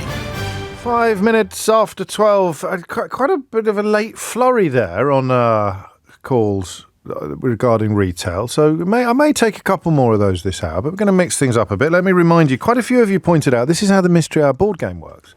Mystery Hour will be with us, of course, tomorrow from 12, and there's actually a by-elections tomorrow, so that is why Mystery Hour was invented. But the way it works, if you play the board game, is there's a question, and then there are 3 possible answers to it. And the game gives you a right answer and a wrong answer, and then if you're very good at it, you make up your own wrong answer. And you get extra points if people guess that as the right answer. I made up one of the answers to the question... Actually, I made up 2 of the answers to the question about why Brexit means Brexit is in the news. And I am delighted to tell you that one of my made-up answers has come first by a country mile, including Keith. Keith voted for my wrong answer, for one of my wrong answers. So to remind you, the choices were, why is Brexit means Brexit in the news today? The answers are, is it A, because Marc Francois, remember him, has announced the title of his 2nd volume of memoirs? Is it B, because school children up and down the land now shout Brexit means Brexit before going in 2-footed on an ankle-breaking tackle that is designed solely to injure their opponent without going anywhere near the ball? Or is it C, because a 31-year-old man from Dundee called Craig Andrews has deployed laser surgery to have his Brexit means Brexit tattoo removed after losing his job as a consequence of Brexit? And guess what everybody went for? Yeah, everybody went for C. You're so silly, because it's just the detail, you see. It's because I said Craig Andrews 31. You thought, oh, well, that must be it. He's reading that out of the paper. Made it up. In fact, I made it up. It was in Great Yarmouth originally, but I don't think I said that bit out loud. I went for Dundee for some reason. Great Yarmouth would have been even better. Something about Great Yarmouth would have sounded even more plausible for someone having a Brexit means Brexit tattoo, which they subsequently had to get removed as a consequence of losing their job because of Brexit. Great Yarmouth would have gone but even further. A few of you said it's B. It's B, but I wish it was C. And if you had said B, then you would be correct. It is not only reported today in one newspaper, but also in the Urban Dictionary that Brexit means Brexit is what is shouted when somebody hits a massive slide tackle and usually sends their opponent flying and hurts them severely. So it is literally now, this is Nigel Farage's legacy to the country. It is what children shout when they're inflicting acts of violence on each other. Brexit means Brexit. Recognising the absolute idiocy and the intellectual vacuity of the phrase that Theresa May introduced into public parlance. Meaningless phrase. She gets quite an easy ride, Theresa May, and she kind of deserves it compared to what came after. But my goodness me, Brexit means Brexit was a low point in our national decline, wasn't it? Or an important point in a national decline. 8 minutes after 12 is the time. Right. Another weird one now for you. Michael Gove, I've read this story twice, and I've read it in newspapers that I don't normally like, for example, the Daily Mail. To be absolutely clear that I have understood it properly.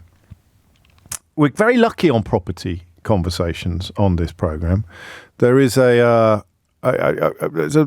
a rich vein of people listening to this programme who really understand property and, crucially, planning, which is just as well, really, because I haven't got a Scooby-Doo. I couldn't believe it when we built an extension on our last house that there was stuff you could do without planning permission. Do you know what I mean? Permitted development. So up to a point, if you're doing a bit of a extension downstairs or you're doing the loft, extending the loft so you can live in it, there's a permitted development rules, which means you can do a little bit. But they were still quite strict. You know, there were quite strict limits on how much you could do. Michael Gove has triggered a backlash over plans to let homeowners build extensions with no planning permission. The consultation on permitted development rights was published yesterday, and it means you can build wider and taller extensions without planning consent. So you can have an L-shaped wraparound. So that's if you've got a side return on your house, or you've got, space between the house and the boundary, then you can fill it, you can build on it. That applies to terraced houses as well, not just semis or detached houses. It's the you know what a side return is, don't you? Do you know what a side? Do I have to explain do I have to explain everything to you? A side return, it's like an alleyway down the side of your house, right? So you knock down one wall and move it to the boundary wall, which is going to block in some of your neighbour's light and can cause some conflict with neighbours. But loft extensions, kitchen extensions will all be included. So the plan is to scrap rules that mean a home and any extension cannot make up more than 50% of the land surrounding it. Special prize for anyone who knows what the name for this is. A curtilage.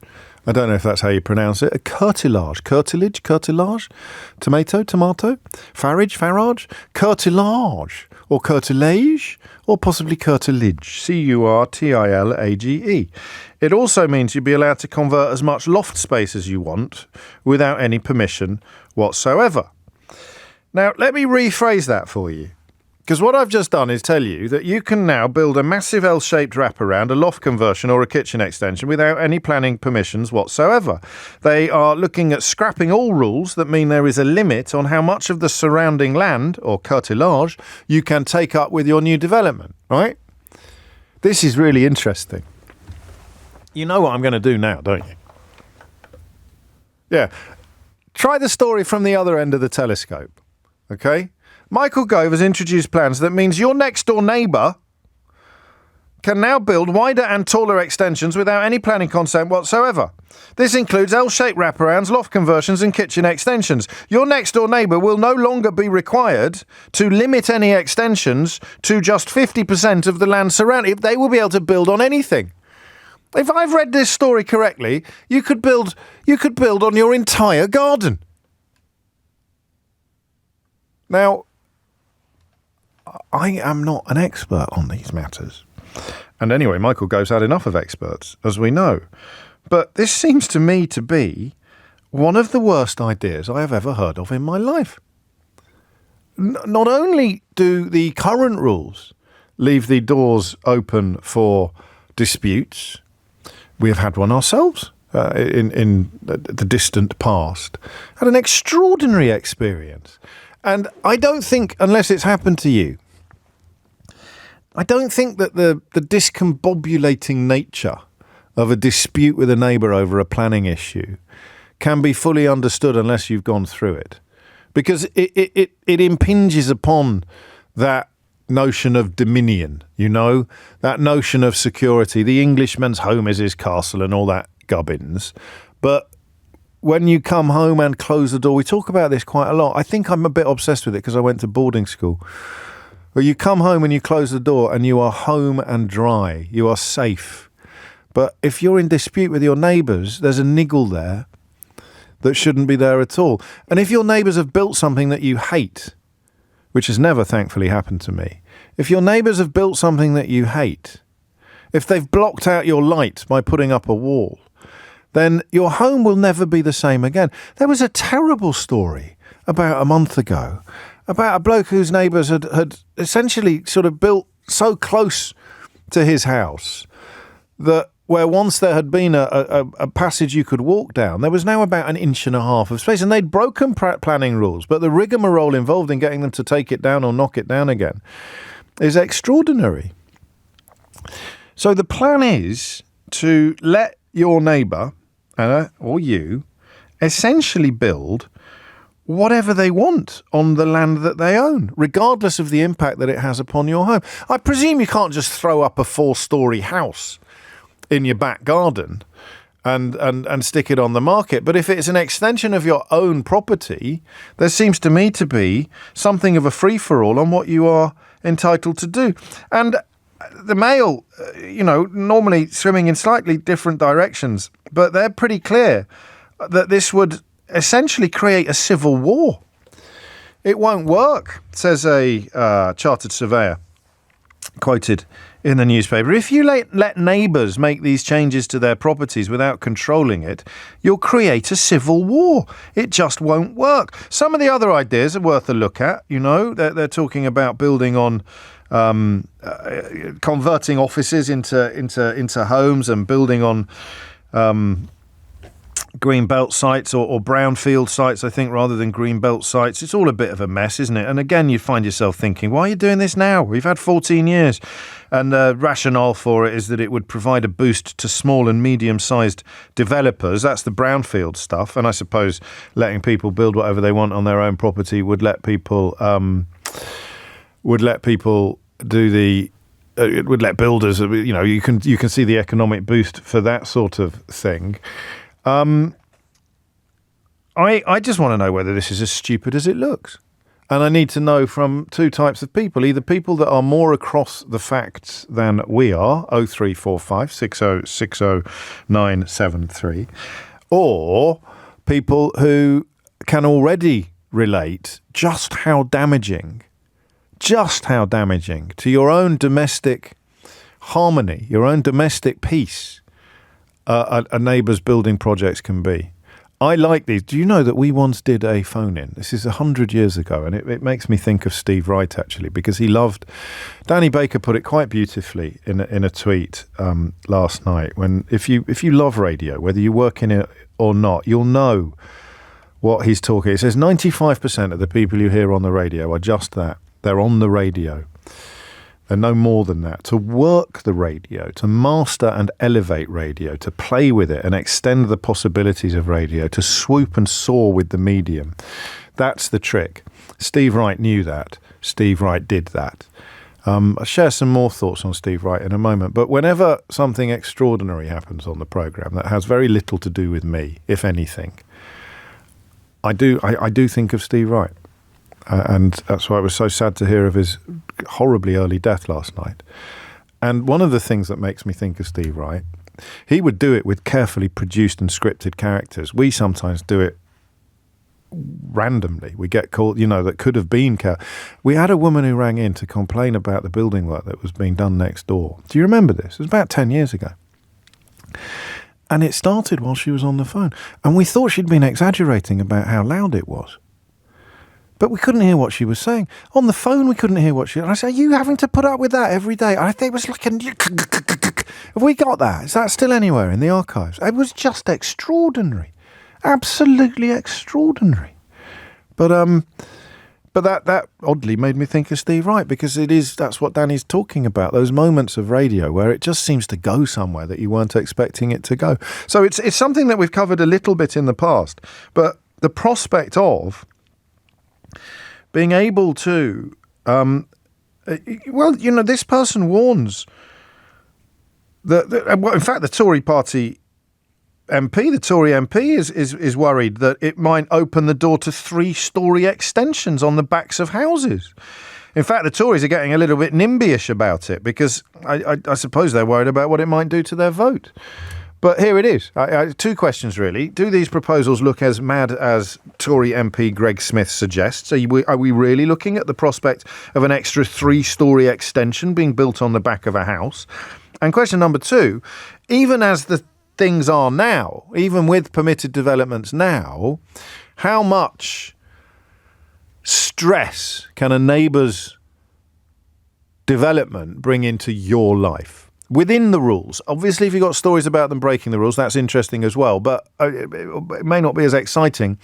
But I am more interested initially in things that are within the rules that ruin your life. 0345 6060 973. It's 12:19. James O'Brien on LBC. James O'Brien on LBC. 22 minutes after 12 is the time. My 17-year-old son, says Eva in Hammersmith, often refers to a poor pass or tackle on the football pitch as a Brexit move. The same applies to anything silly. I have to admit that it made me laugh out loud when I first heard it, and it gives me great hope that it's something he's picked up at school. It is, Eva. It's a thing. It's even in the Urban Dictionary. When kids do something awful to each other, they call it a Brexit move. Or even if they're heading in for a 2-footed tackle designed to break someone's ankle, they shout Brexit means Brexit. Of course, it's not completely accurate. To be completely accurate, they'd have to be breaking their own ankles while shouting Brexit means Brexit, which brings me to a Goldman Sachs report today that you are unlikely to be told about by any of the people that encouraged you to vote for Brexit, or Boris Johnson, or Liz Truss. Or Theresa May, I suppose. Not that the choices were very attractive at the time, but the Goldman Sachs Bank, which is where Rishi Sunak, of course, used to work, They have reported today that the UK is currently underperforming other advanced economies significantly underperformed other advanced economies because of Brexit. So the UK economy is worse off today than before Brexit, to the tune of about 5%. The decision to leave the European Union has hampered the economy compared to other comparable countries. There's nothing for Goldman Sachs, there's nothing in it for them to lie. The Wall Street Bank attributed the shortfall to three key factors. Can you guess what they were? In 1, reduced trade. In 2, weaker business investment. And in 3, lower immigration from the EU. So that is why the UK is currently underperforming comparable economies to the tune of about 5%, according to the bank that everybody says Rishi Sunak must be good with figures because he used to work for. 24 after 12 is the time. Back to planning. Carol is in Epping Forest. Carol, what can you tell me? So it's quite awful. The things that you are allowed to do already. But Michael Gove is ripping up the things that limit what you can currently do. No, you can already do quite a lot as just without even going in front of a planning committee. It just you're allowed to do it. That's curtilage. No, you say you can do it at 6. I think I almost don't want to tell you about this because in case everyone listening goes out and does it. Because I've got a creative background, and I said, you know what, we could sell this to Channel 4 as a series, and basically what we do, we get the team to go along and they're not commissioning, Carol. Start building it, and then just watch people's faces when they realise what is going on next door, and they realise that it's not even needed to have planning permission for. Like what? It is horrific. Well, I mean, like a 6-metre extension. 6 metres high? No, 6 metres deep. So 6 metres into the garden. Exactly. And if you've got two neighbours doing that either side, it's like you're wearing you're wearing blinkers. You're trapped in a tunnel. You can usually go up to. That's happened to my mum actually, but only with conservatories, and that's bad enough. Yeah. It is. It is awful, and then you'll get something that's and we're not normally allowed to comment on those. This is deemed for information only. Well, who's we? Who's we? From what perspective are you speaking? Planning committees. Oh Lord! So you're on a local planning committee, and you think that the current rules are far too lax. Exactly. So what on earth? We can't say anything about it. Well, you're on you do know you're on live national radio, don't you? Yeah. Yeah. So what do you think of Michael Gove's plan to get rid of the rules that are already too lax and replace them with a bloody free-for-all, Carol? I think it's heading up to an election. And I think that's what it is. But this is going to backfire because all you have to do is say your neighbours are going to do it. You might win a vote by saying you can do it, but your neighbours can. So as you understand it, would I be able to build an extension on my entire garden? No, you couldn't, because then it's you're up to 50%. If you go over 50%, they're ripping that up. Pay attention. Oh no! It lays out plans just go on Google Earth. Look at East London. Carry on, and you'll see gardens that have completely disappeared. And what are they doing in those gardens? Who knows? They've probably got crack dens. That's a 50% limit at the moment. But that's what they're getting rid of. So no, you don't want that. No, let me read it to you.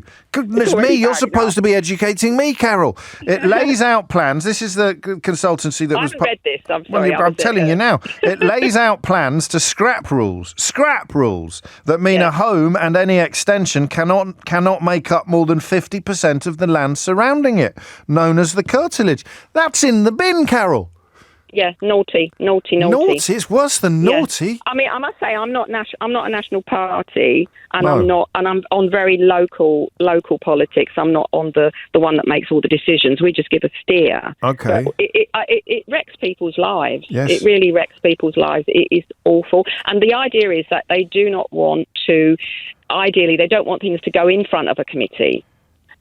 Because it's not NIMBYism. No, I mean, it's environmental. It's environmental management, and what's the limit on height? How high can you go? As high as the house, or usually it'll be. I mean, if it's like a first floor, it might have a pitched roof, and then it'll go down. But if they're getting rid of that, they're getting rid of how deep you can go and how high you can go. Do you think I'll be able to build a windmill?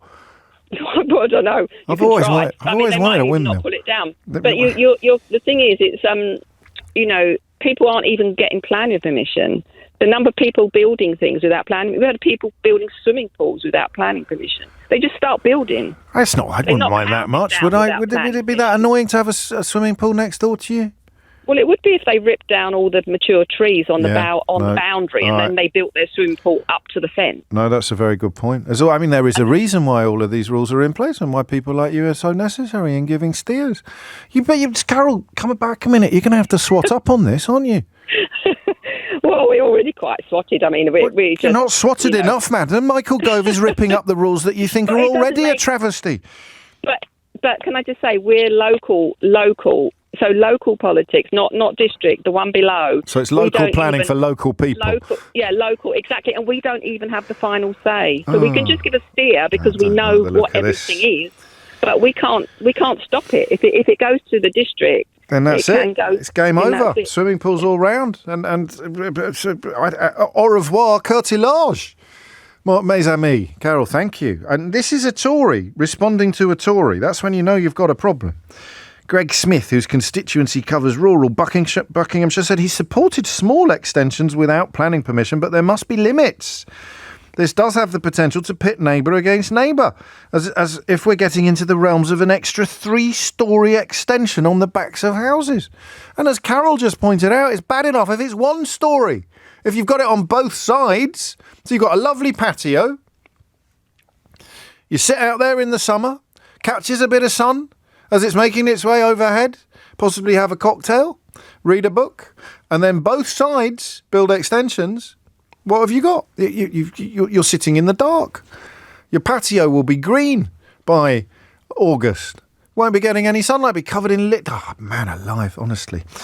I don't like the look of this. 12:30 is the time. Amelia Cox is here now with your headlines. James O'Brien on LBC. James O'Brien on LBC. It is indeed 12:34 on LBC, and you're listening to James O'Brien on LBC. So some of the other stories, we'll get stuck back. Michael Gove, I think, has dropped another clang up. What an interesting politician Michael Gove is. He occasionally does something that makes you think he's quite sensible. Don't at me. He does. Pay attention. And then he does absolutely awful things. He pops up in How They Broke Britain, actually, as an example of... inconsistency and lack of integrity. Do you remember when he pulled out of Boris Johnson's original leadership campaign? There's a phrase you don't hear very often. He pulled out of Boris Johnson's original leadership campaign because he decided that Boris Johnson was utterly unfit to be Prime Minister, and then served in Boris Johnson's cabinet when his second leadership campaign proved successful, almost as if he didn't really believe in anything except self-advancement. But this looks pretty bad. James, what you have just said, writes Andy, just in case you don't realise how serious this is, about building regulations is one of the most horrific things I have heard in years. This is just awful, and it will be so stressful to so many people who have selfish neighbours. When purchasing a home now, it will mean you have to work out what could be built in the future that could be so awful you realise you cannot take the risk and then buy the house. Imagine chilling in your garden, and then either side of you is a massive erection looking over you from next door. He wrote extension, but you can take the boy out of the Carry On films. No? All right, then. It's easy to say you can build 6 metres long without permission, but actually you have to comply with permitted development rules, and they are currently 64 pages long and really complicated. You're in a tiny minority there, whoever sent that. Everyone else is united in their concern. Hi, James. I'm a planning consultant. I'll read that a bit later. It's a bit dry. And here's a planning officer. I can tell you that this would be a nightmare. A major part of our job is dealing with neighbourly disputes, and this would make it even worse. People want the right to build something themselves, but don't want anyone else to be able to. And clip this up, Ava. This right there is a definition of modern conservatism. You've done it. That's it. That's modern conservatism. People want the right to build something for themselves, but they don't want anyone else to be able to. That's it, isn't it? That is post-2010 conservatism. Oh, I didn't mean you. That is the best distillation. That might make the paperback. That is the best distillation of the current iteration of the Tory party that I have ever seen. That is precisely who they are and who they appeal to. People who want to be able to build something for themselves, but they don't want anybody else to be able to, least of all their neighbours. Danny's in Stonehouse in Gloucestershire. Danny, what made you pick up the phone? Oh, blimey. I'm an architect, so I deal with this stuff day in, day out, residential extensions on jobs. Gove, as usual, is talking complete and utter nonsense. Well, you're one of those experts. We've had enough of you. Oh, yeah, absolutely. I have no idea what I'm talking about. I've only been doing it for 40-odd years. The fact of the matter is that the regulations over extensions on residential properties have been getting easier over time. But there are still safeguards in place to prevent people from losing daylight, losing amenity, and having enormous things built next to their garden that's going to ruin the enjoyment of their property. So I can't see how this can possibly work. It sounds like another bit of red meat again that these people are always. Yeah, but who does it around. appeal to? Unless that texter's just knocked it out of the park, it appeals to people who want to build something themselves but don't want anybody else to be able to. So they. Well, absolutely. You know, it's the idea that there's no community anymore. You don't actually give a damn what your neighbours think about what you do. It's just I want this and that's it. I have extensions refused at planning. This isn't permitted development. This is at planning for reasons that sometimes don't make sense to the person, the applicant. Right. But they are safeguards put in place by planning officers, not planning committees. Planning committees don't deal with residential stuff, so we can forget that. And parish councils have their say, which is what the lady said earlier on, I think. She must have been involved in that. But they're made by planning officers to protect neighbours. Yeah, community, harmony. And it's as simple as that. And I cannot see how this can possibly work. Sometimes we cover stories on the programme, quite a lot in recent years, and you can't actually understand how it's ever seen the light of day. Can you? Well, and you're an architect, so in a way this could create more work for you, so you should welcome it. Well, absolutely, but I mean, I have a conscience as well, and I have a duty to people, you know, not to do things which are ugly and hideous. I can't say everybody in my profession feels the same way as me. Clearly not. Anyway, enough about that. How much for a windmill? Well, you'll have to come and see me. I bet you've never done one, though. No, I haven't, because there's not much call for windmills these days. Well, that's part of the problem. We're turning bills into mills over here. That's what we're doing. Build a windmill. We'll build anything. We'll design anything. Just, I'll leave my phone number with your research. I don't know if my neighbours will thank you for it, Danny. But that's kind of the point, isn't it? So there you go. I've got planning officers, planning consultants queuing up to condemn it. I've got an architect condemning it. They'll all get more work out of it. So what's Michael Gove playing at? There's a question for the ages. 0345 6060 973. Dawn, you're next, but I just want to take a couple of minutes now because otherwise I'll forget. You know what I'm like, and I don't want to forget.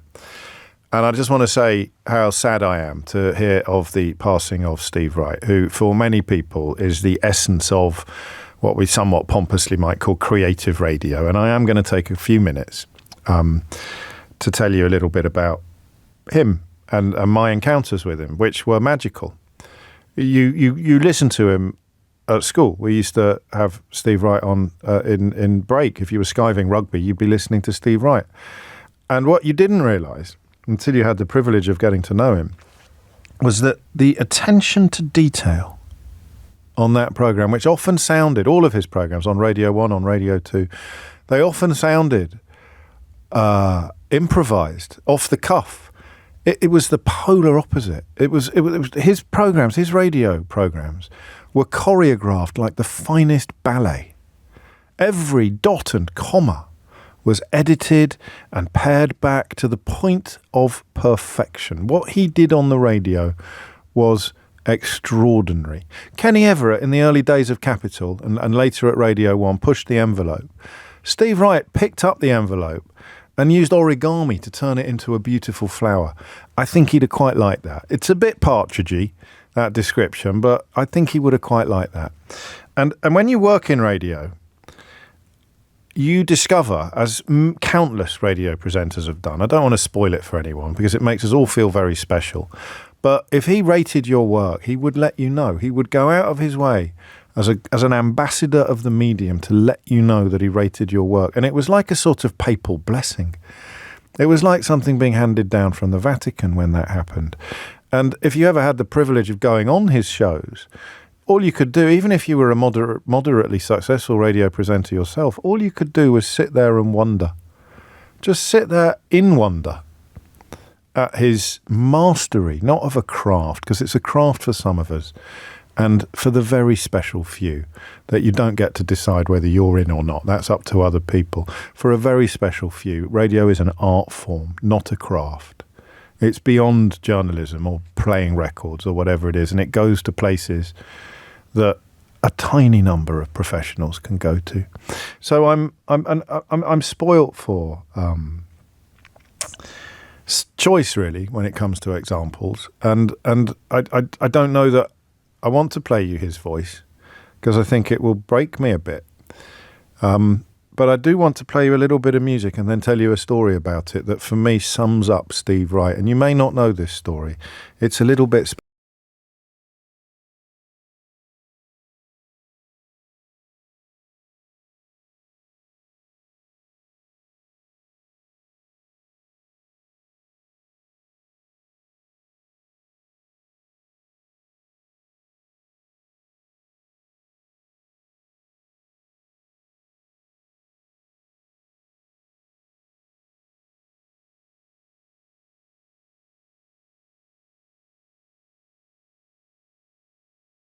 you may recognise by the Lightning Seeds or Graham Brodie.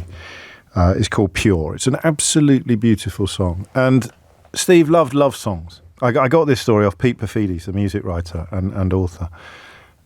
Steve loved love songs. His Sunday morning show on Radio 2 was the sort of go-to spot for people who love love songs. And who doesn't love a love song? The first time Steve played that on the radio, do you know what he did? I've never played music on the radio properly, so I don't appreciate how this is the kind of thing that can get you in trouble with bosses, and the more prescriptive a station is, the more trouble it would get you into. So he's playing it on the radio for the first time, and he's halfway through the song, a truly beautiful song. Do you know what he did? He pressed stop and started it again. He said, I want to hear that again. And he just went back to the beginning and played the song again, which is precisely what Danny Baker was talking about last night when he described the precious, precious few people on the radio who elevate it, who play with it, who extend the possibilities, who swoop and soar with the medium. And Danny Baker wrote, that's the trick. Steve Wright knew that. Steve Wright did that. And he was a very voracious reader.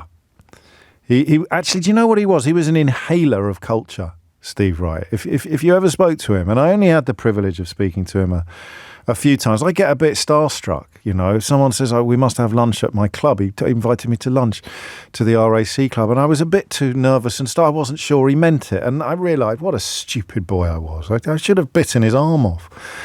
But I didn't go, and I wish I had. But he was so erudite. He had such an astonishing range of reference. He'd read everything. You could tell by the guests. You go on his programme. I went on with my first book. He'd read every word. He had post-it notes coming out of his ears. You often hear authors being interviewed on the radio where it's clear the presenter hasn't read the book. Steve had almost memorised it. So respectful and so generous, so kind and so generous. So I think he'd appreciate this, which is a reminder of what the great Douglas Adams once said about creating art. And it came to my mind when I read what Danny Baker wrote about swooping and soaring with the medium. And what Douglas Adams said was that sometimes when things are going brilliantly well, then the art of creating, the business of creating, is like throwing yourself at the floor and missing. You just soar off into the stratosphere. And there will never be another radio presenter who does that every single time he gets behind the microphone. God bless, mate. James O'Brien on LBC. James O'Brien on LBC. It is 10-1. Come on, James. Can you stop talking about windmills unless you're thinking of getting into the flour milling business? They are wind turbine generators, WTGs. Thanks, says Adrian in Manchester. Well, come here a minute, Adrian. The problem with that, is that I realised halfway through waxing lyrical about wanting a windmill in my back garden, particularly because one of the adverts we're carrying at the moment, that people would think that that's what I meant. Like instead of a heat pump, I'll get a windmill on the roof. But I didn't mean that. I meant something like what Windy Miller has in Camberwick Green. I've always really liked, if I can't have a windmill, I'd want a lighthouse. Can I have a lighthouse in my back garden? If you're just tuning in, Michael Gove wants everyone to build lighthouses in their back garden. I may be exaggerating slightly, but only slightly, judging by the response to reports that he is planning to let homeowners build extensions as big as they like with no planning permission whatsoever. Dawn is in Silvertown. Dawn, what made you pick up the phone? Well, I heard... hello. Hello. I just turned on the radio and heard about what Gove's been saying. I didn't mean literally what made you pick up the phone. I mean literally, you say, well, I was listening to a radio phone-in, right? And this bloke said, phone in.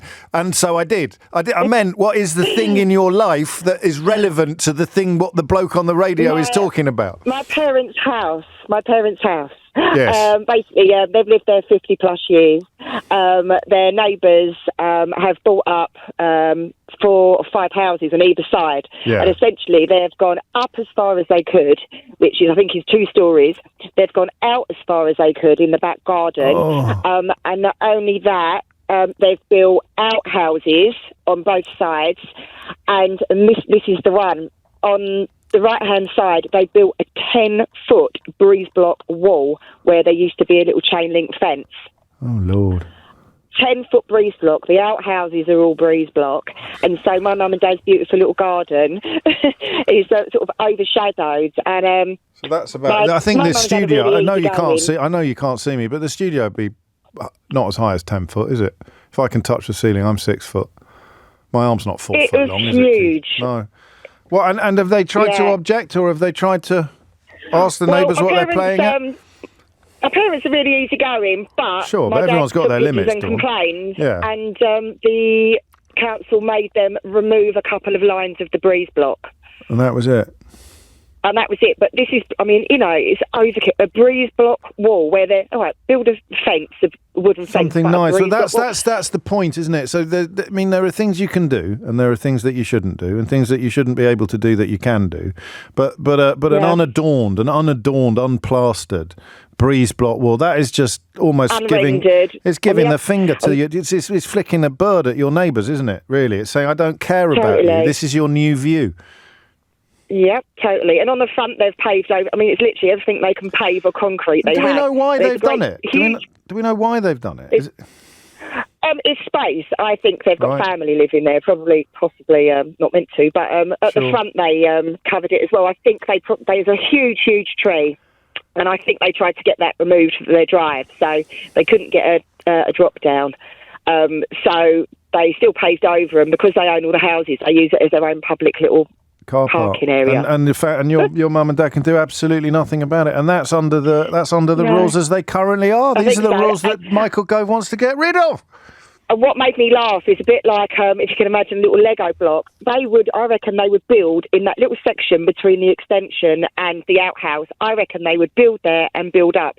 So literally, and it reminds me of, in a Disney film where they have the tiny little dinky house in the middle and the two on either side. It sort of reminds me of that a bit. I can't think what film it is. No, and you've lost me a bit there, Dawn, to be honest. Yeah, I think it might be Charlie and the Chocolate Factory, when they have the little... Sorry, no, you mean the house in the middle of... So where Charlie's house is in the middle of a... He's got a tiny little house. That does ring a vague bell. Well, I'll tell you what, we're not buying this, are we, Dawn? And the idea of having your peace disrupted by neighbours who are behaving with a degree of contempt, but in the future with the complete support of the law. I mean, as I say, Michael Gove supposed to be an intelligent man, they keep telling me. Well, Rupert Murdoch thinks he's an intelligent man. So intelligent that he sat in on the interview that Michael Gove did with Donald Trump shortly after Donald Trump became president, without anybody being told at the time that Rupert Murdoch was sitting in on the interview. That's how intelligent he thinks he is. Jason is teasing Dawn a bit here with this. What made you pick up the phone? Well, my brain sent a neurological signal to the neuromuscular junctions with various muscles where acetylcholine was released and can connected to a receptor that caused the muscles to contract, enabling me to pick up the phone. People get nervous, Jason. I say to Dawn, why have you picked up the phone? She thinks, why have you picked up the phone? Not what do you want to say? Why have you picked up the phone? It was ringing. What do you mean it was ringing? 12:55 is the time. Kevin's in Mill Hill. Kevin, what would you like to say? James, I agree with all the other callers. There's more than enough regulations to allow people to build monstrous great. What's he playing at? What's he playing at, Kevin? Well, he's going to allow people to build over back gardens. That's going to increase flooding, cause all sorts of problems. What's the plus for it? If he was sitting here now and said, but what you and Kevin don't realise is the ... What would he say? I can't see any pluses at all. Well, You can put multiple applications in under permitted development and building regulations to extend houses, build big portal cabins in the roof to extend your loft. And the trouble is, if you start making houses bigger and bigger instead of moving, because moving is very expensive, oh, that's true. all the cheap houses are going to disappear, and people aren't going to move, and then there's going to be no houses for. Well, hang on, where are all the cheap houses going to go? They're going to become They're going to become bigger, therefore less cheap.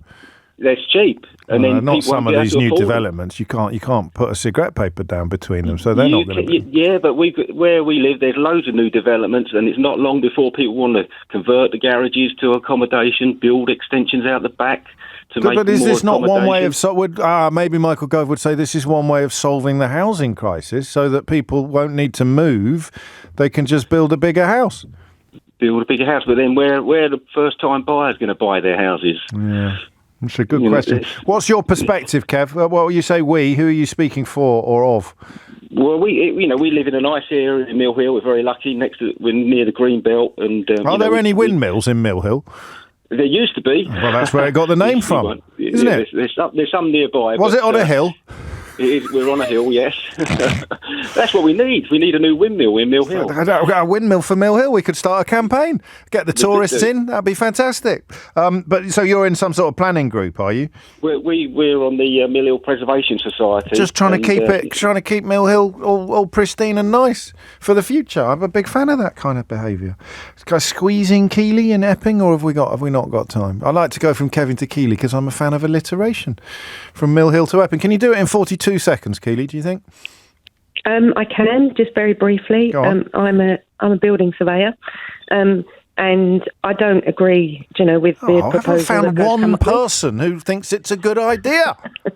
But what I would say, there are other areas of law that neighbours would have redress to. Oh, well done. Under planning, there is a consideration for daylight and sunlight for planning applications.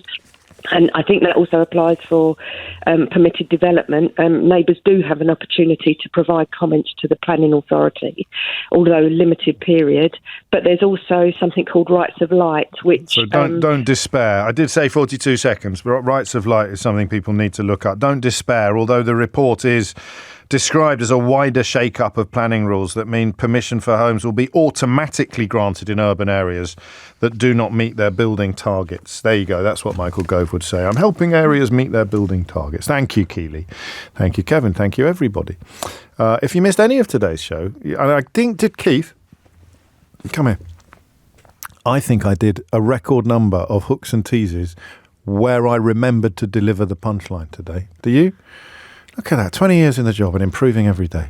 If you missed any of today's show, thank you very much. Thank you, fans. You can listen back on Catch Up on Global Player, the official LBC app, where you can also pause and rewind live radio. Download it now for free from your app store or head to globalplayer.com. Coming up at 4 on LBC, Tom Swarbrick, but now it's time for Sheila Fogarty. Thank you very much, James. James O'Brien on LBC.